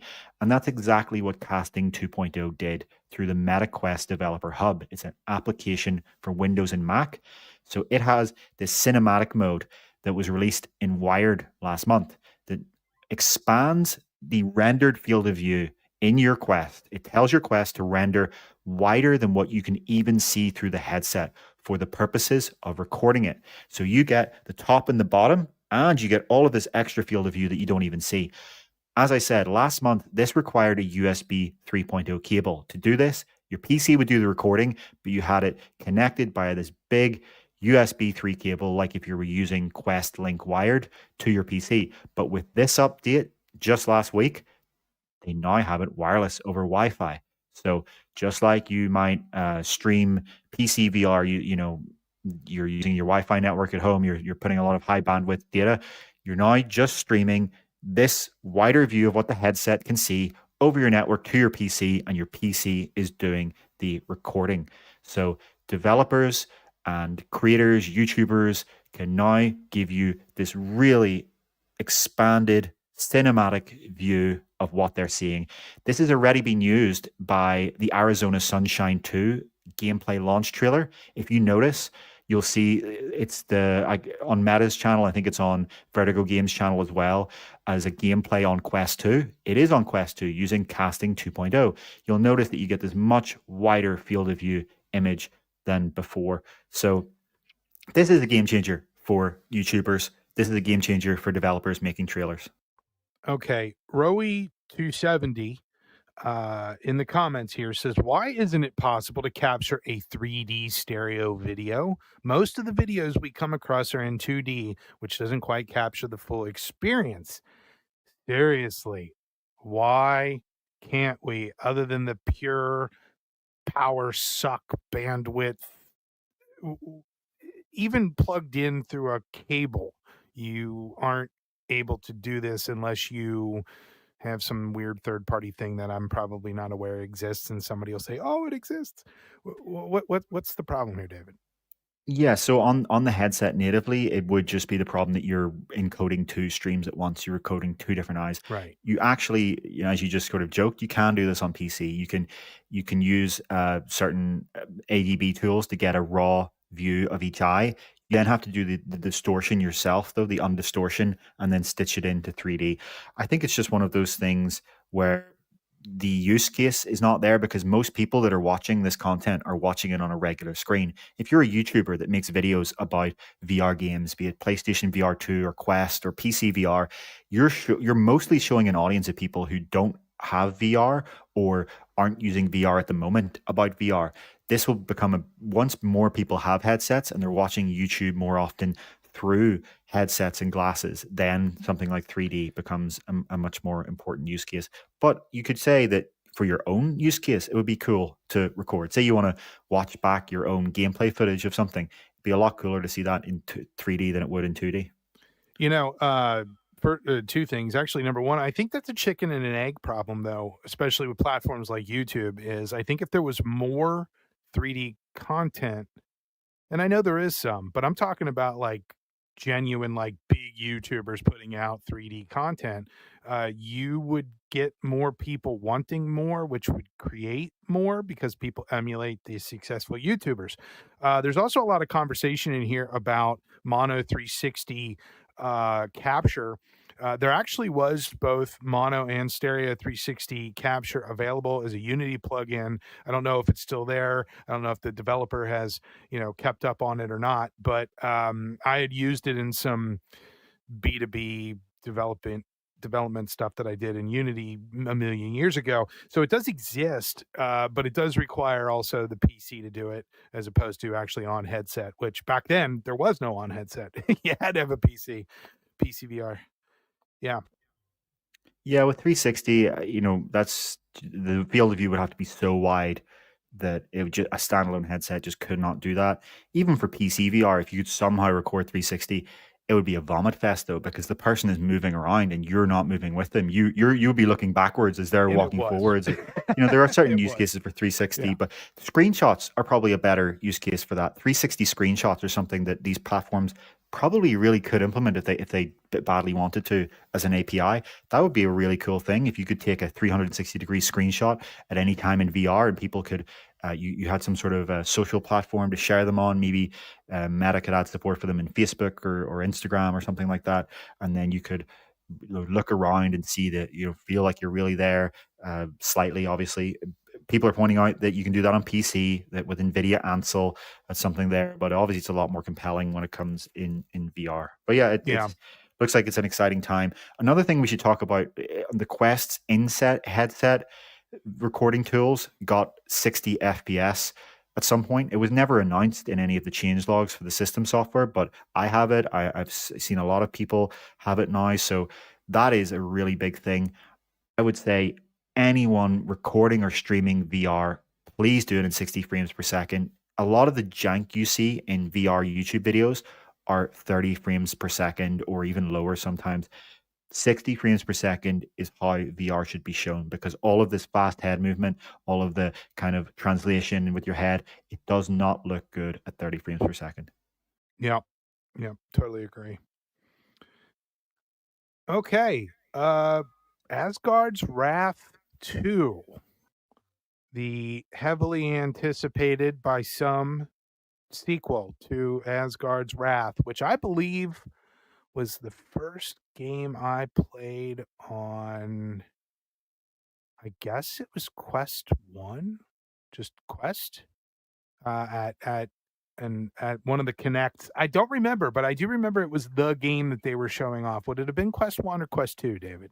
They were showing it as when they released Oculus Link for Quest 1, because it was a PC VR title, Asgard's Wrath 1, but it was the demo they used for Quest Link when they added it to Quest 1 I feel later like, in the year. could it have been? I'll have to go back and look at my old videos. Could it have been the Rift S? Was Asgard's Wrath out on the Rift S? Yeah, it was out Okay. for, the original Oculus Rift and Rift Yeah. S. That was the platform for Asgard's Wrath 1. And so the big change for Asgard's Wrath 2 is that instead of being on PC VR at all, it is completely a standalone title, which, as Harry pointed out, Harry is our reviewer who reviewed this. Please check his review in progress at UploadVR.com. Again, as I said at the start of this show, I am not the games person. You're not going to hear insightful game design opinions from me or Kyle. We are not the games experts here. We're just going to talk about the significance of it on an industry perspective. But yeah, it's funny that a lot of people have pointed out the fact that this should not be called Asgard's Wrath 2, because the vast majority of people who are buying this or are getting it with their Quest 3 have not played Asgard's Wrath 1 and cannot play Asgard's Wrath 1 because it's on PC VR only. This should have been called Loki's Wrath. I think I saw someone on Twitter suggest that would have been a great idea. It's so weird to release a sequel for a platform where the people can't play the original. It's odd on so many levels. But that aside, this is a significant moment because this is now the second good AAA game that is on Quest standalone, and it's released within a month of the first good AAA, Assassin's Creed Nexus. So all of a sudden, 3 years into the Quest 2 and 4.5 years into the Quest platform in general, we finally have not one, but 2 AAA games. And that's a huge moment for the platform.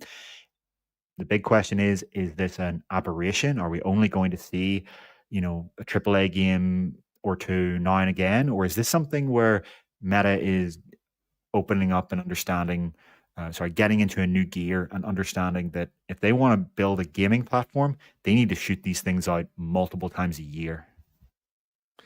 I feel like this game, the whole concept of, oh, it's a sequel to a game you have to have another platform to play it on.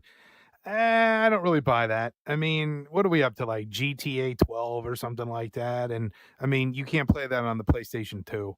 So, I mean, I don't really care too much about that. Okay, This sort of game, yeah.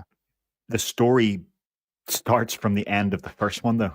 Well, unless you watch the 35-minute commercial at the beginning that explains the whole story to you. Yeah, but that's so awkward that you turn on your VR headset ready to interact with stuff and you're getting Yeah. people telling you about what happened in the past game. They should have cut that out. This should be called Loki's Wrath. They should realize that nobody cares about the Rift exclusive from multiple years Well, ago. I don't know. I mean, I really don't. I don't think it's a big deal. I mean, every game has its own uh, audience. And there were a lot of people who played the first one and liked it, and there are some that just, didn't like it all that much. This is going to have the same level of audience, good or bad. The fact that it was free, you'd think, I mean, like, I know I've been bugged like 12 times by Meta. Hey, do you want to install this? And I'm like, not really. I only bought the 128 gig. So I don't know what the install is, but I'm sure it's significant. And I'm just not this kind of game player. So every game has its audience. I don't really think that it's a big problem. It got kind of lukewarm review. Harry, went through and definitely go read his words for sure to get the full Well, scope of his yeah, to be clear, reaction to it. Yeah. I mean, Asgard's Wrath 2, this one we're talking about here, it's got excellent reviews across Metacritic. It's at like 89. On IGN, give it a 10 out of 10. By all accounts, this is for people who are very into like traditional meaty core games. It's a really good game. Harry had some interesting criticisms from a VR perspective. Again, please go and read his review in progress on UploadVR.com, where he talks about how a lot of the game design here is a lot more similar to flat screen gaming than it is to some of the more made for VR stuff you would see in something like, Blade and Sorcery or Dungeons of Eternity. That's Some people are going to love that and some people are going to hate it. Personally, I'm not the biggest fan of that. I really do think VR games should be VR design. I'm not a fan of traditional 2D interfaces. I'm not a fan in video games for inventories. But again, that's going to be a personal preference. Regardless of those sort of minor details, we do have to acknowledge that this is a meaty game with like dozens of hours of gameplay. This is not a mini game. This is not an experience. This is the most meaty game that has ever been released for Quest. There is so much content in this. There are, AAA voice actors in this. There is art direction and asset and story here that almost no other title on the Quest store, except for, of course, Assassin's Creed Nexus, can match up to. For the Quest owners who are not PC gamers, who don't own a gaming PC, who have been crying out for big, meaty, real core games, this is everything that they have been looking for many of them. James O'Loughlin saying, jokingly, nobody cares about story in games, David Heaney exact quote. I did not say that. I simply said that for the people who do not own a gaming PC that cannot play Asgard's Wrath 1, they don't want a game that makes them feel like they've missed out on the first act. All I'm saying is, if you're going to ship this game to a huge audience of people who are never going to be able to play the original, they should have probably focused a little less on the story of the original. That's all. But I understand, James O'Loughlin, you were being slightly facetious there. For being not the target audience for this game, and not opinionated at all. We're awfully opinionated, but and a lot of this stuff, I mean, I'm just reading what I read Harry's review. I read it again this morning just before we did the show, just to make sure that I kind of got a look and feel of his experience with it. So I'm gonna obviously lead into this part of the conversation. So this game can be played on the Quest 2 and it can be played on the Quest 3. And I'm assuming that because of the Quest 3's vast technological advances, the game looks way better on the Quest 3, doesn't it, David?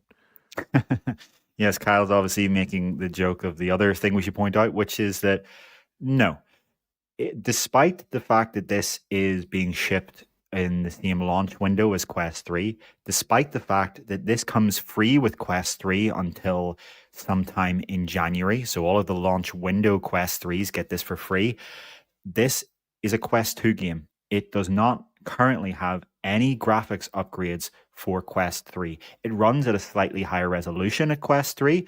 It's supposed to run at 90 hertz on Quest 3, though there's a bug that's preventing that for some people. That'll be fixed momentarily. That's not a big problem.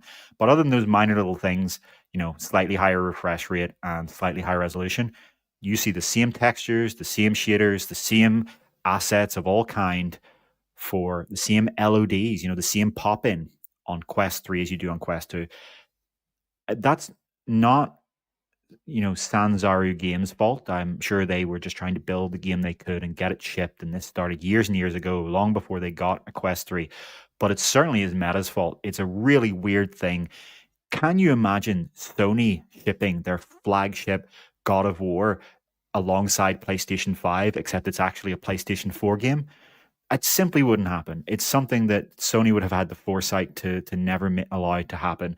It's something that is just really, really strange. Now, we have heard that there is going to be a patch for Quest 3 graphics for Asgard's Wrath 2, and that there may be an announcement this week about when that's going to happen. But it has simply not been the case yet. So, if the graphics are actually really good for standalone on Asgard's Wrath 2, but if you're playing this on Quest 3, keep in mind, this is nowhere near what your headset can do. And that should be exciting in some ways, because the graphics in this aren't bad. The main thing that I would say that is a problem with this is texture resolution. And that's something that Quest 3, we already know Quest 3 can handle much higher resolution textures than Quest 2. That's something that is just a low-hanging fruit. That will almost certainly be an aspect of the Quest 3 patch. So I'm kind of excited for it. James K in the comments said we need separate AKBK versioning for different headsets for developers. Meta actually just shipped that in the past few weeks. Developers now can upload separate APKs. This is probably nothing to do with the technical aspect. It's probably that these developers, the developer of this game, Sanzaru Games, just worked really, really hard to try and get this out on time for Quest 2, and they simply didn't have time to have Quest 3 better graphics. And I think the timeline, I think that's a big piece of it. I think that, if I was the game developer writing a big game, and I know that there's already a huge group of people that have the Quest 2, with an anticipation that the Quest 3 will also have a large audience, knowing that the Quest 2 is going to be apparently a heavy seller during the Christmas season, I think I would want to make sure that the game works on parity on both headsets, the 2 and the 3. I would do that too. But our expectations of how long it takes to make a Quest 3 version, even if it was just texture upgrades, it has to be more than that for it to be worthwhile. And who knows, maybe that'll encourage folks to go back and replay this game, because I don't know, this isn't Skyrim. I don't think that this game is going to be played for 25 years over and over and over and over again. I mean, I've played Skyrim on like 7 different platforms, which is insane. I don't know. I think it was okay that they did this. I'm not faulting them for this at all. Yeah, it's not Skyrim, but it is meaty. And I think one of the funny things here is that some people will start this game on Quest 3 without the graphics upgrade that will eventually come. And halfway through playing it, that graphics upgrade will arrive. And one day they'll turn on their headset and see a little notification, Asgard's Wrath 2 has been updated. And they'll open it and go, holy God, this looks a lot better than beforehand. So that's Loki. an exciting thing oh there. My Odin. Yeah. Yeah, they're claiming that this is 60 hours of gameplay. Harry has not fully finished the game yet. That's why we have a review in progress. People don't realize that oftentimes publishers and platform holders will give a game like this that's 60 hours long to a games journalist like a week, sometimes even less than a week beforehand, and just say, oh yeah, your review embargo is in 1 week. Good luck. That's not fair. They should have had a lot more than a week to review this. I remember with the funniest one was the Quest Pro. We now know obviously why it was, but I think we got the Quest Pro like 48 hours before the review embargo, and we had to just spend like every waking hour and even extend our waking hours from when we got those Quest Pros to getting that review out, which is just ridiculous. This is a complete tangent. I'm sure nobody really cares about this, but please, companies and game developers, give journalists a little bit more time to review these things. Yeah. What do you think, that just heavy gamers don't have lives? Come on now. Are you going to call out Arlen's what do they call those, like super chats? Or yes, we should. Thank you so much, Arlen Kundert, for donating $10 and asking the question, why not port Asgard's Wrath 1 to the Quest 3 to showcase the Quest 3? This isn't taking away from Quest 2 users, and it gives Quest 3 a quasi-exclusive and additional reason to buy. Do this for Lone Echo 1 and 2 too. I agree, in an ideal world, that's something that should happen. But Yeah. the thing about this is art direction. When you build a game specifically for the Nintendo Switch or for mobile VR platforms like Quest, if you want for it to look its best, your artists design from the ground up with a low poly or a lower poly look in mind. The games that are designed specifically around these platforms look a lot better. If you instead take an existing high-end platform and you decimate down the graphics to work on standalone, it will look worse than if you designed it from the ground up. You can see this in The Witcher 3 for Switch, for example, versus something like the Zelda games. They look a lot better because they were designed for the platform. So I'm sure, to be honest, the answer is probably time. They just don't have the time. And the other answer is, for all of that time, they would have something that would actually look worse than Asgard's Wrath 2 unless they redesigned all the graphics from the ground up.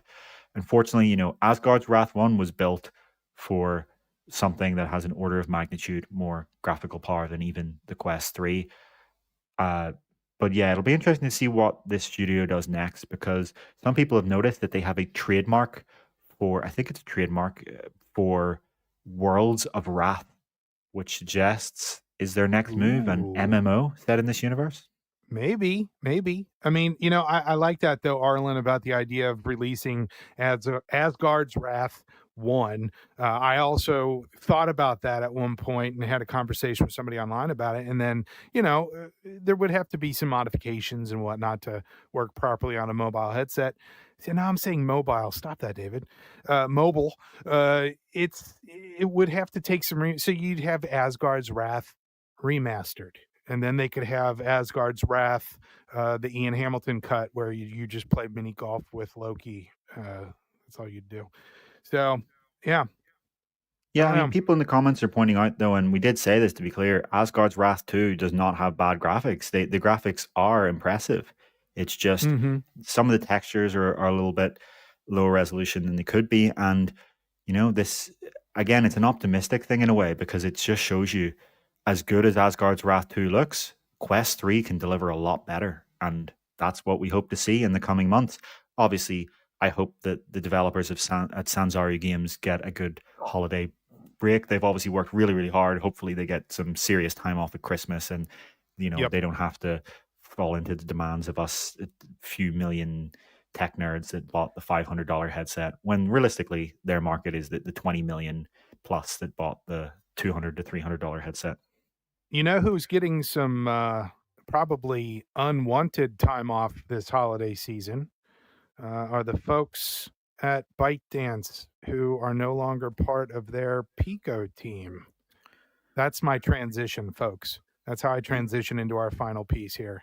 Yeah, so we've talked a lot on this show in recent months about what's going on at Pico, and if you're not familiar, there have been significant layoffs at Pico's content team. We saw reportedly around 400 people laid off and 600 transferred into ByteDance, bringing down Pico's headcount by almost 60%. So more than half are gone from their core staff. They cancelled their in-development Beat Saber competitor. They handed off what would have been their first major exclusive, Just Dance VR from Ubisoft, to an undisclosed new partner, probably Meta. And they have basically restructured, as they said, the company. So we have seen recently some major apps arrive on Pico. There's been VR Chat, there's been YouTube VR, there's been Arizona Sunshine 2. But as we pointed out in our articles and on this show, those contracts were probably set in stone many months in advance. And yeah, the new news this week, to be clear, is a report from the Information's Juro Osawa. The Information is a generally highly reliable tech news source that we pay for and we think is great in terms of bringing some really interesting scoops.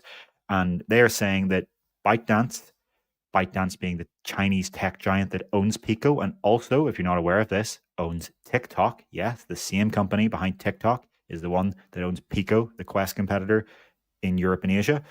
So they cancelled Pico 5 because Pico 4 sales fell far short of expectations. And they reportedly do plan to release a refreshed version of Pico 4 in the coming months. We'll speculate what that might be, but there's no details. But instead of a Pico 5, a true successor with, a serious upgrade, they are now reportedly focused on building a high-end Apple Vision Pro competitor that incorporates cutting-edge technologies. And this project is reportedly codenamed Swan. So Project Swan from ByteDance, their Apple Vision Pro competitor, is reportedly still largely experimental and conceptual, and there's no clear timeline for it to become an actual product. But as we've been saying on this show, it's very clear what's happened at Pico here. They're not happy with the current performance of competing like for like with MetaQuest in the short term in the VR gaming market. And they're kind of saying, let's forget about the short term here. Let's look at the longer, bigger picture in the longer term. And instead, take some of our resources from current day technology and content and start building longer term future headsets to compete Apple Vision Pro in the second half of the decade instead. So Pico is essentially effectively buying out of the short term to focus on the long term. Vern Rock here in the comments. I'm going to inflect this in the way that you intended it because I can hear it in the way you wrote this. Pico 4 didn't sell well with no advertising or a USA market? Who'd have thunk it? And you're spot on, honestly. I mean, no Pico 4 in the US. I have one here for reasons. And honestly, I think it would have sold well here, except for the fact that it's the TikTok headset, even though technically it's a separate division. Um, I I think there's enough people here in the US that are afraid of TikTok and wouldn't buy this for their kids. And the fact that they never actually made it here doesn't surprise me at all, especially after going to their booth at what was that, GDC last year? I think it was. But I think that was right around the time that they were trying to get in, and it just didn't work out. This doesn't surprise me. That they are gonna. It's not really a pivot as much as it is a change in perception to pun intended, I guess, to compete with the Apple headset as opposed to the Meta headsets because you know like David said, if they've already got the Pico 5 kind of lined up and in boxes and ready to ship, and maybe they take that and they call that the Pico 4 plus plus plus or something like that. Whatever they tried to do with it, it'll be finite. It'll only be available in certain markets, and the US definitely isn't going to see it. And who knows? Maybe the Project Swan will be the ugly duckling to compete against Apple's Vision Pro. I'm skeptical, but we'll see. We'll see. Yeah, it's again, you're absolutely right to say the big reason that Pico failed, in my opinion, to take on Quest was, as many commenters are saying, that they couldn't get into the US market. It did fairly well in Europe, to be fair, and it actually is a great headset. Let's be clear, the Pico Oh yeah. 4 is great. It is Yep. like a Quest 2.5.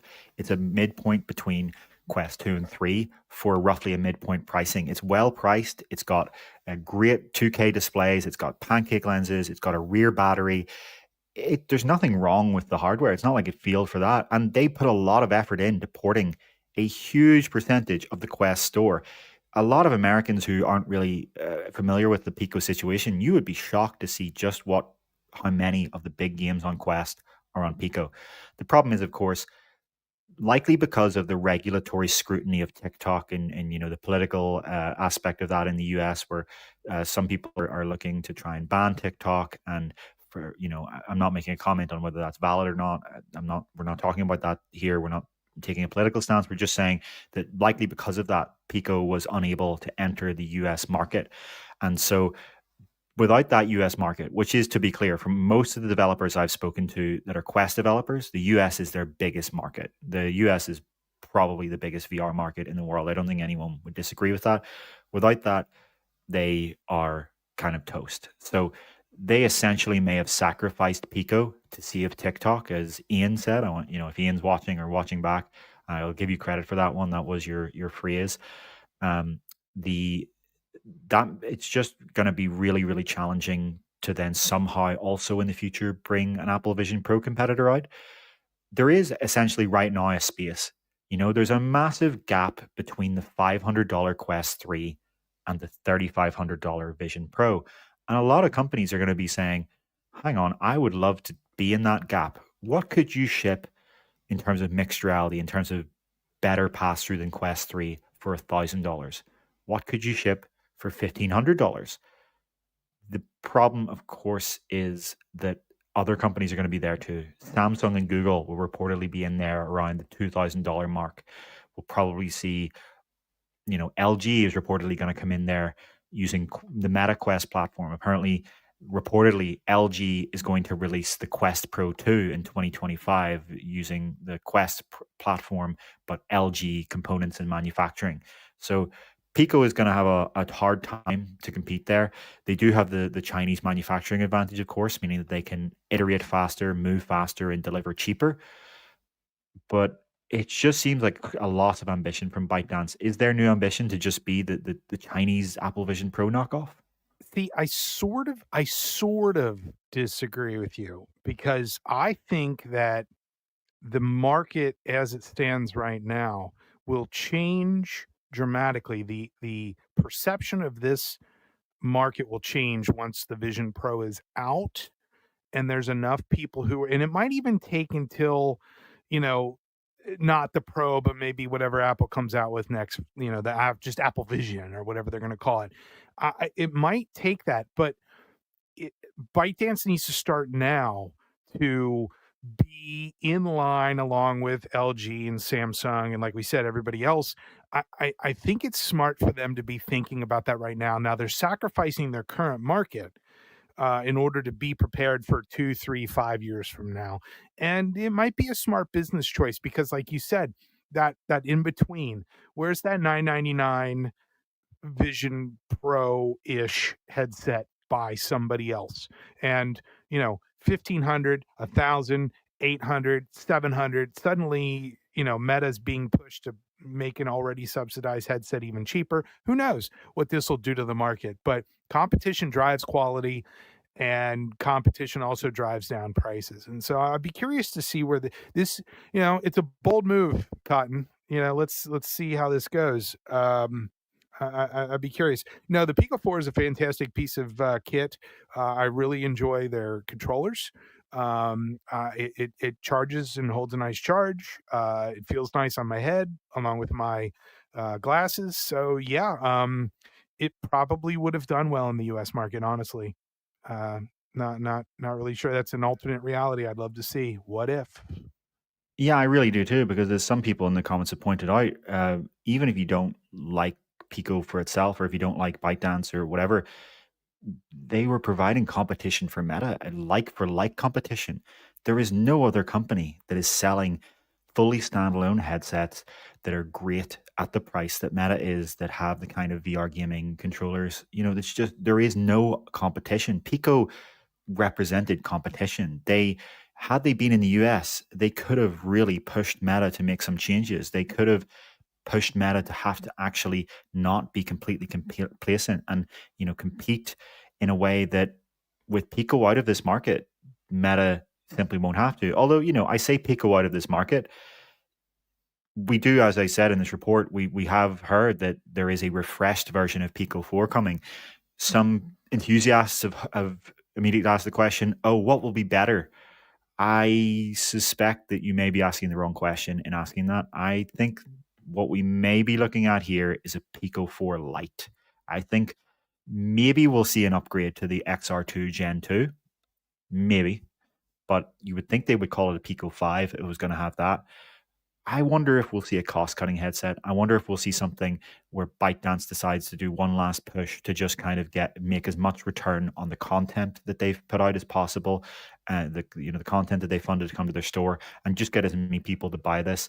I wonder if they'll try to push out, a €250 headset that directly takes on Quest 3 Lite, that uses a single panel and Fresnel lenses. And I could be completely wrong. Maybe it will be a proper upgrade, but if you look at the fact of what they're doing here, to me that makes far more sense. And especially because we've heard so many reports of this Quest 3 Lite coming from Meta. If you don't follow this show, we go on about it all the time. There are multiple reliable sources that indicate that Meta is preparing to launch within the next 3 to 6 months, maybe 9 months at most, a Quest 3 Lite that has the Fresnel lenses of Quest 2, but the XR2 Gen 2 of Quest 3, so that you can get a Quest 3 graphics experience, but with inferior lenses and a bigger, bulkier design for somewhere around $300. ByteDance probably want to take on that rather than aiming directly for the Quest 3, because as we've seen in the Amazon sales data for Quest 2 and Quest 3, price matters. Every $100 matters. It changes dramatically how many headsets are sold. If ByteDance really want to, shoot hard at Meta in the European and Asian markets they do compete in, we'll see a Pico 4 Lite, I think. I really, really cannot believe that in 2024, a headset that's supposed to be taken seriously has Fresnel lenses.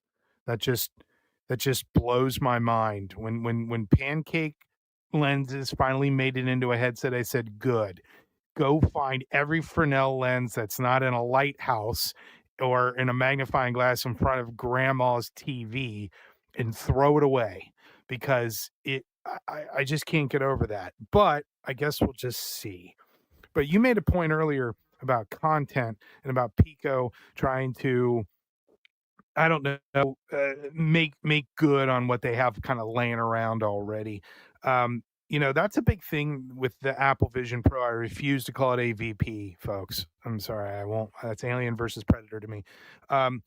The Apple Vision Pro is going to have a really difficult time because of the content available. You're not going to be able to plug it in and play all your Steam VR titles that we know of. You're going to have a content deficit when that thing comes out, and I bet you have it for a little while. If another company can come out shortly after, 6 to 9 months after, and you can play your VR games on it and do 75% of the other fun stuff that the Apple Vision Pro can do, that's a big deal. So yeah, I think when it comes to Vision Pro, what a lot of people really haven't fully grasped, or maybe grasped not the right word, but truly accepted yet, is that from a content perspective, this is a very different kind of product. Apple is not pitching this as a way to play, Beat Saber and Blade and Sorcery. The content that they are pitching for Apple Vision Pro in many ways is just your same traditional content, but in an enhanced way, because it's in a spatial environment where you're not limited to a little rectangle. Look at the marketing so far around Vision Pro. It's all about watching movies on a gigantic virtual cinema screen, and even 3D movies from Apple's iTunes library. It's about playing your traditional games with a gamepad on a giant screen. It's about viewing panoramas that you've taken on your iPhone in stunning, enveloping, 180 degrees around you. We've heard from some of the journalists who have tried the panoramas on Vision Pro that it's absolutely stunning. It's so much better than viewing them on your phone. It's about spatial videos that you take on your iPhone 15 Pro. It's about all of these traditional computing ideas but brought into the spatial realm. And there are going to be augmented reality experiences, but it's not going to be about locomoting around with a thumbstick controller. It's just a completely different approach to spatial computing. And in a way, it has a lesser content requirement because you have every iPad app that already exists, you run in a spatial environment on Vision OS, on Apple Vision Pro. That's actually something that could help Pico if they're going like for like, because Pico doesn't have to get 1,000 games from the Quest store and doesn't have to fund its own Asgard's Wrath 2 or Assassin's Creed. All it has to do to be a success in that sense is have Netflix, Disney Plus, some traditional Android apps, a web browser, etc. If you can make a a headset that is supremely comfortable, that has pass-through, that is a lot better than Quest 3. So it almost feels like you're just sitting in your room. It's not like you're looking through a camera, and you can have good hand tracking and eye tracking to control this thing. You don't need to worry about as much about this because these are almost going to be parallel markets. The Apple Vision Pro is not a direct competitor to Quest 3 in most ways. In the actual use cases that people want to use Quest 3 for are going to be dramatically different from the use cases that people want to use Apple Vision Pro for. I mean, it's obvious that the Apple Vision Pro is going to be for the calculator app. I mean, that's going to be its killer app. The spatial calculator app where each button is a separate pane. Yeah, and don't call it a VR headset because it's not. Just anecdotally, real quick, since we kind of touched on it, I've been playing around with the spatial video quite a bit. I've been using the app Spatialify, which converts spatial video taken with the iPhone 15 Pro and changes it over to either side by side or over under, full and half. It's a very nice little app. If you have that phone and you want to play around with it, you can watch your VR content on your Quest 3. I'm currently working on my opinions on that, so look for that later down the road sometime on UploadVR.com. I have an 8-minute video that I've compiled together of some random assortments of spatial videos. I don't know, David, did you have a chance to look at that video that I made yet? I saw the one that you took in your house. Yeah, I did watch it. That was really good. It's fascinating to see the depth, especially as you got close to the things on the kitchen counter. Yeah, I mean, this is going to be something that reportedly, according to rumors, the iPhone 16 regular model, non-Pro, will have this ability to record spatial video. It's going to be one of those things that Apple can really push because people care about recording their memories and seeing them in a more real way. And, a lot of people are going to come into these comments, maybe perhaps, or maybe I'm assuming, and say, oh, this is $3,500. Normal people don't care. But it won't be $3,500 forever. There will be a non-Pro Apple Vision, and maybe it'll be $2,000. And then maybe 3 years down the line, they'll have one that's $1,500, and then maybe the last model will be available for $1,000. And then you get into the same price that Apple sells millions of MacBooks for every single year. And maybe by then you can run native Mac OS apps, or you have all of these incredible extra capabilities we haven't even thought about yet as Apple releases, Vision OS 2 and Vision OS 3. And look at how much iOS changed from the first iPhone to what we have today. Look at how much the hardware changed. Apple Vision Pro is the very start of Apple's XR strategy, not the end. If any of you are using Spatialify to convert your videos over to look at them in your Quest or other headset, few best practices: use the full frame over under. I saw a video, VR Oasis, and he had made that suggestion. I was having a hard time. The side-by-sides were stuttering on me on the Quest 3, and so I wasn't really happy. And also, so over-under is good. Also, make sure you have enough light. Low-light videos, they're terrible. You definitely tell the difference in the resolution between the two cameras. Take a look at the videos. That if you take some and look at them, the lower light ones, if you close your left eye, close your right eye, I'm doing that, but my avatar isn't. You'll notice that there's a significant difference in the left and right eye, and in lower light, it's really off-putting. You can definitely tell. So, like I said, I'll have some best practices and stuff when I finally write up everything that I've learned so far, and I'll probably share that video at some point of some of the examples that I took with it, so that way others can check it out in their Quest 3 as well and see what the content will look like. You can drag your video screen really big and get up right next to it and experience all the fun stuff that I did during the winter holidays, all through 3D video. Yeah, I think we're over 2 hours in now. We can probably wrap it up there. Sounds good. I think so. Yeah, we had a lot to talk about today. Some really great comments and discussion as usual. We really deeply appreciate all of your input as always. We won't be doing a show next week because that's Boxing We'll still be Day. recovering from the I believe. holidays. Yeah. Yeah, I mean it's Boxing Day, so we won't. But perhaps we'll do a show the week It's after. Boxing Day, the following day. That's right. So I should load up Creed and stream Creed then. Is that the kind of that's not the kind of boxing you're talking about? Oh, the us dad jokes, silly they never Americans. end. We don't know. Yeah, so the yeah, we won't be streaming next week. Keep an eye out for, depending on when Ian is back, we may be doing a best of VR live awards show later this week. So keep an eye on our YouTube channel for that, where we're gonna, tell you what we thought the best content was throughout the year, including the best games, etc., etc. So thank you, everyone, for joining on our comments as usual. Thank you for the really insightful takes and the discussion, and even some of the pushback. We love it all. We want to hear your real opinions. We don't want the placation at all.